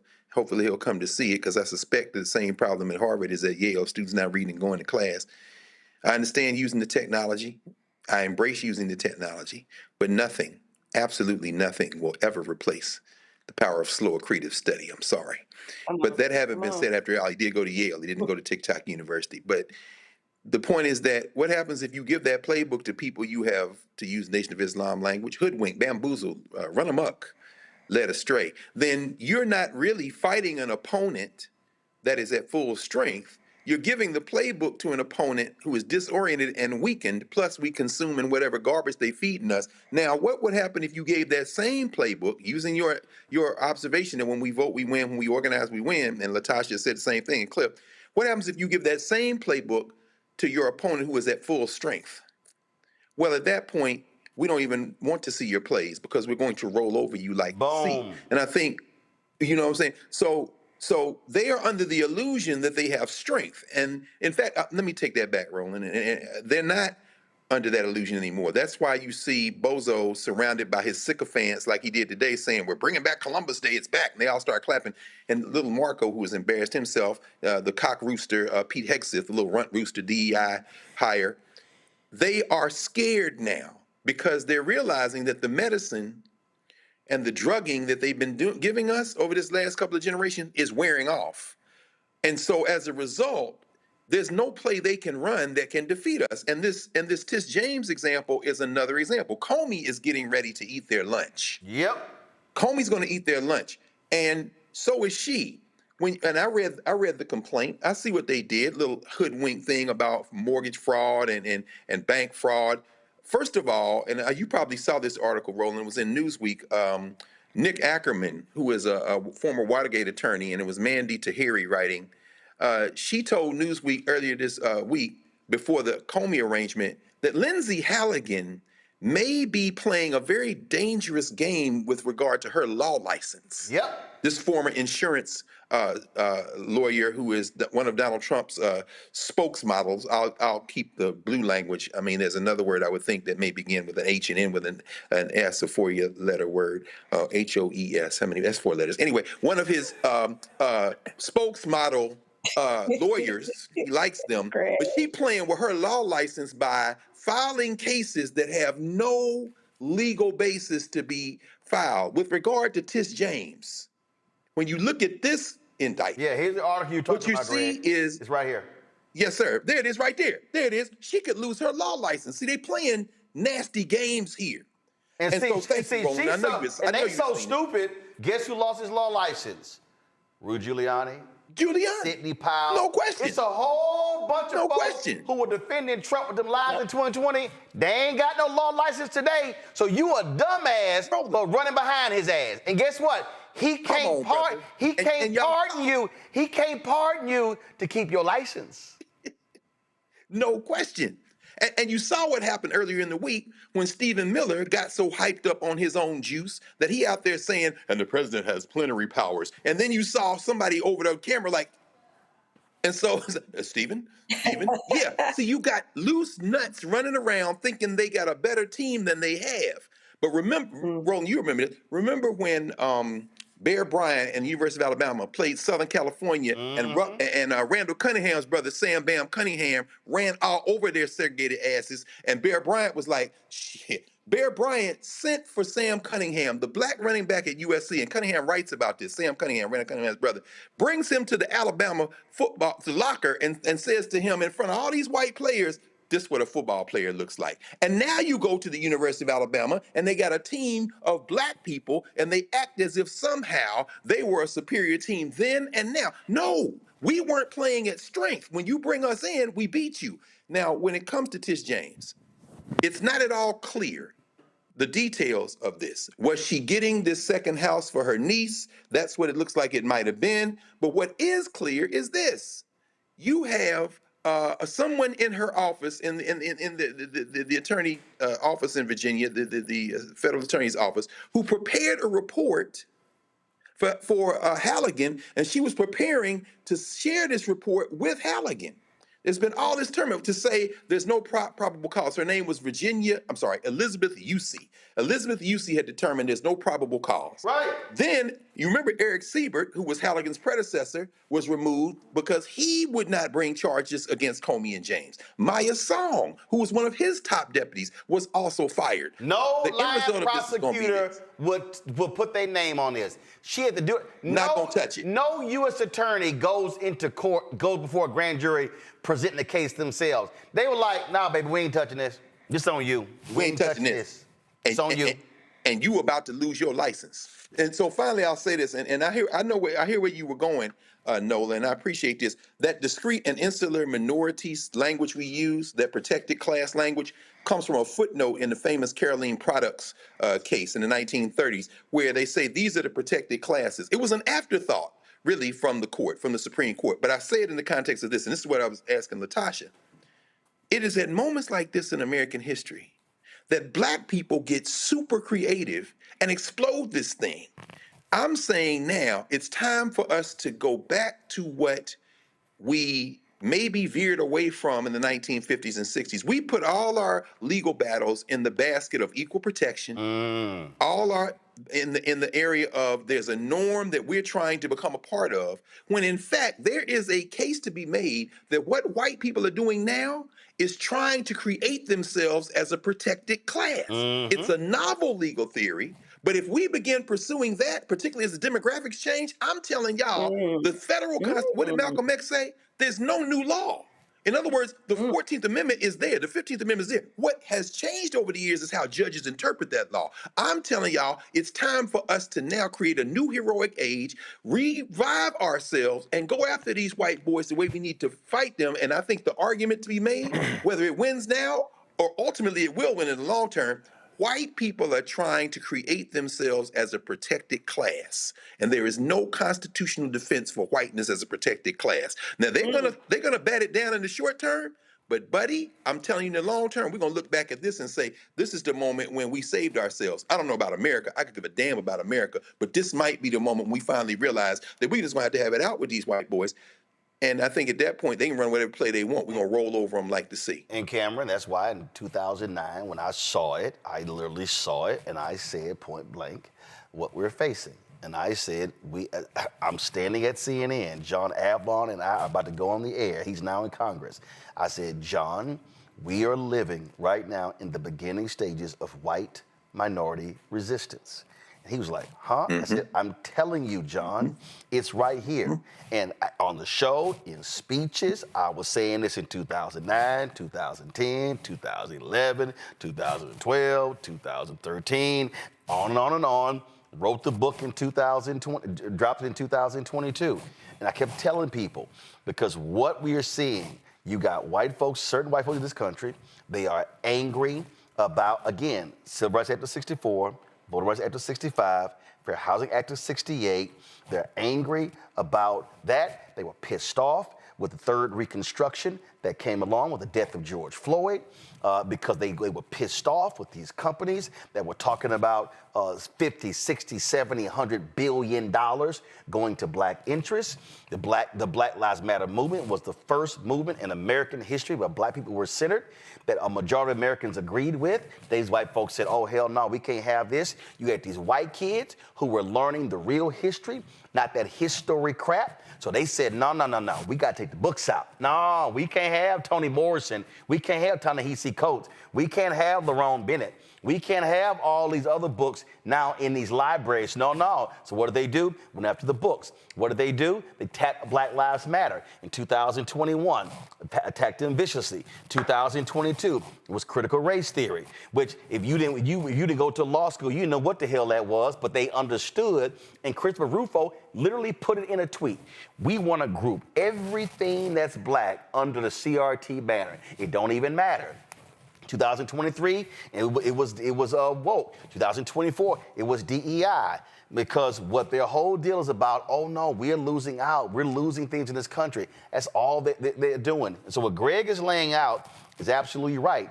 What they are trying to say is, they are using the 1866 Civil Rights Act, filing lawsuits saying these things are discriminatory against white people. That's literally what Ed Blum is doing, saying, oh, this discriminates against us. 2 white boys in Indiana sued the federal DBE program, saying the federal DBE program is discriminatory against us. Black people get less than 2% of all federal contracts. How in the hell is it discriminatory against y'all? It's a $37 billion program, but the total federal government spend is $700 billion. So their whole deal is, no. We don't need, and of the $37 billion, 78% of the $37 billion go to white women. So non-white people only are receiving 22% of the $37 billion. These white folks like, we want it all. And to Greg's point, they're trying to say, oh, we are now discriminated against. We are now being harmed. We are now being hurt. You're right on point, Roland. I think the thing that we have to realize is that with Letitia James, with so many of these other folks that are across the agencies that are being taken out, we've seen the 300,000 plus black women who've lost their jobs. They are trying to, and everything that they're doing is getting challenged in court. I would say some of them are winning, some of them are losing. It doesn't matter. This is an all-out, to use your sports analogy, this is an all-out blitz, followed by an all-out blitz, followed by an all-out blitz, followed by an all-out blitz and a sack. To the point that what the courts may uphold, there might be a few of those things, but we don't. It's the first front line. It's not the retraction. It's not the apology. They don't care about that. They're throwing as many things at the wall, and it's been said by so many people. To your point, the Stephen Millers of the world, Trump, like you said, Trump gave us the playbook. He spent 4 years on TV, social media, everywhere he could to say, hey, I'm coming after these people. He's like, hey, I'm turning my Justice Department into a vendetta department. Made it hyper clear until you made it also the good point that all those lawyers that are worth their weight, that understand, hey, I need to have a job whenever this Trump stuff is over, so I can't lose my law license. I'm not about to put my name on this. All right, gone, you're fired. All right, anybody who's just, hey, I might have made a promise to Donald Trump. Maybe they think this is how they gain favor. This is how they think they're getting part of his multi-billion-dollar scheme to rip off America. And maybe I'll get a few dollars off of that. I'll put my name on something like this. But they're coming for our top people. And then that's why he went after the law firms. He said, I'm going to attack your money. See, that's what people don't understand. This is what people drives me crazy, Greg, people don't get. There's only one federal agency that shares a lawn with the White House. Y'all, one. Treasury. Y'all need to understand, the White House, power. Treasury, money. Power, money, money, power. So Donald Trump knew, this is how I can bring all of my perceived enemies to their knees, to make them bend over, to make them blow me, to make them kiss my ass, lick my toes, kiss my ring. I'm gonna go after your money. So what did he do with the law firms? I'm taking your security clearance. Oh, now you can't represent these clients. Now you can't represent these cases. Y'all, do y'all understand if you're in a law firm, you know what the most important thing? Not one client, not somebody paying who's trying, no. Billable hours. It's those, no, I ain't billable hours. It's the access. It's the retainer fees. It's, every month we're getting 100,000, 200,000, 500,000, the retainer fees. But Donald Trump said, I'm gonna attack the money. So all of those law firms said, oh shit, okay, we'll cut a deal. He's like, oh no, part of the deal is you're going to defend my interests. Okay, small firms are the ones that fought back. Major law firms, they bent the knee. So then he said, okay, Columbia, Harvard, I'm going after your research money. I'm gonna sit here, okay, Harvard, it's cool. Y'all can't exist without international students. I'm gonna stop them from coming. Yeah, that's why the schools are. So now, what did Gavin Newsom say? Gavin Newsom said point blank. He said, I dare. He said, I dare. He said, I dare a California school buckle. He said, you think you're gonna lose federal funding? You can't exist without state funding. I dare you to buckle. So he went after the schools. That's what he's doing. So he understood, this is what these evil people understood. Greg, they understood America is a capitalistic system. And people can claim they love freedom.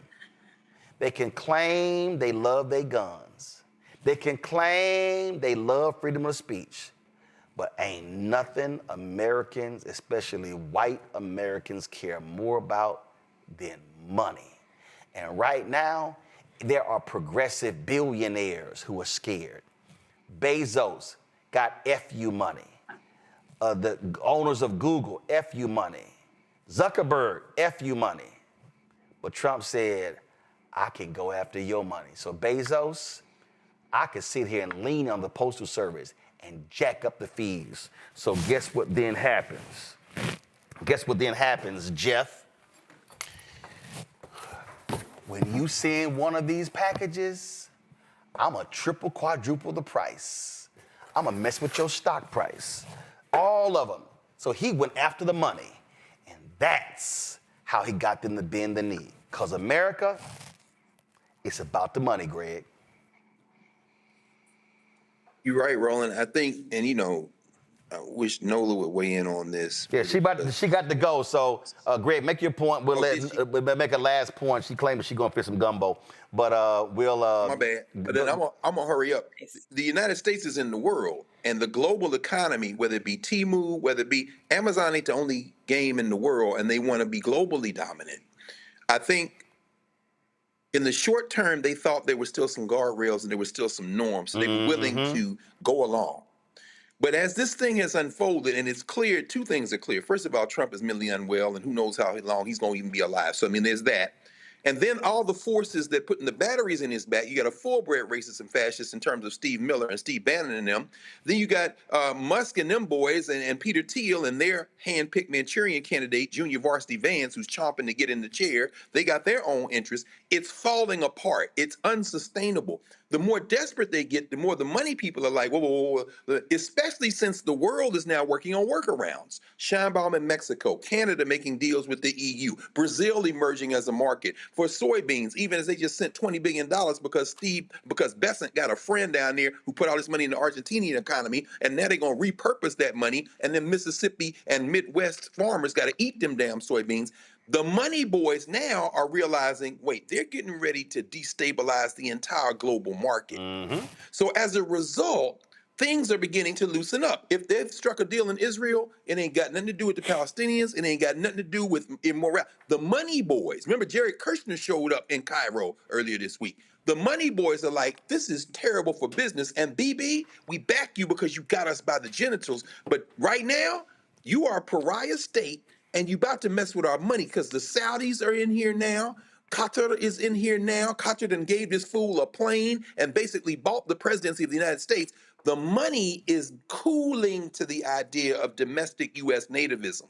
And as a result, I think there's an opening here for us perhaps to make some advancement to pull this maniac back from the brink. But I do think you're right about the money boys. I just think that that's a conversation that has to be had in a global context, not just the four corners of the United States. And the reality, Nola, the reason America's had so strong in the foreign policy area is because of the money.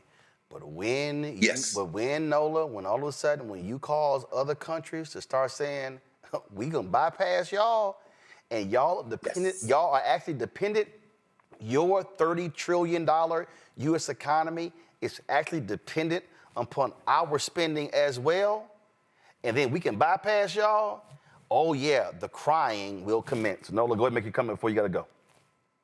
Absolutely. And let me just be very clear about this. I just had a Kamala Harris moment. Let me be clear. You know, the rest of the world was already kind of cooling on us to begin with. I'll give you an example. You know, the way that China does business is through development. The way we do business is through security.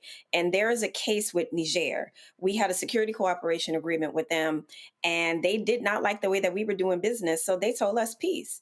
They say, y'all just coming in here acting just like the French colonizers. Why should we continue to do business with you?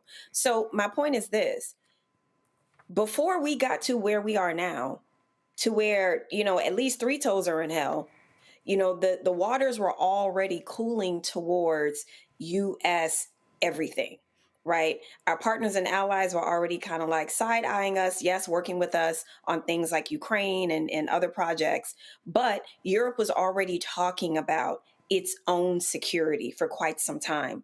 What the Trump administration in these, 10 months has done has just escalated that conversation, because people are starting to look around the world. They're looking at different stock markets, you know, they're looking at their bank statements, they're looking at the fact that the US dollar is weakening.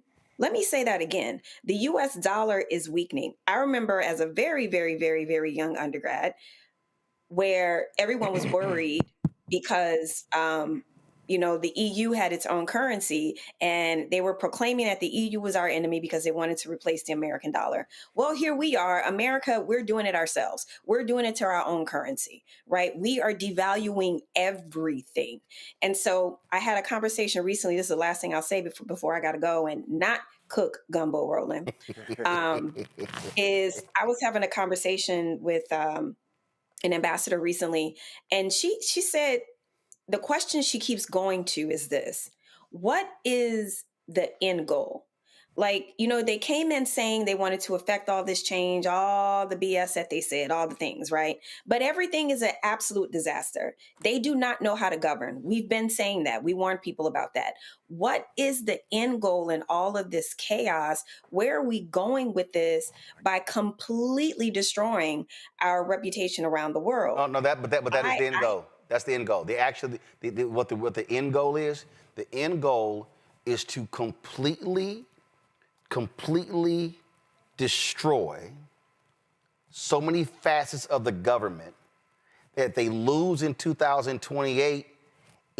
You can't even put things back in 4 years. So that's the whole design. Listen, these Silicon Valley boys, they want no regulation. So their whole deal is, we want to destroy as much as we can. So essentially, what they want to do to America is what Bibi did to Gaza. I'm going to blow everything up. And then y'all figure out what y'all going to do afterwards, because that's what they want. To Greg's point, go to my iPad.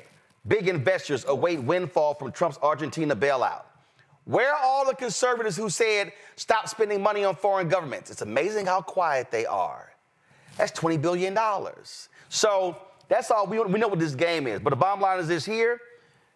What we have to do, and again, what LaTosha say, the way you stop this evil, you can actually vote them out.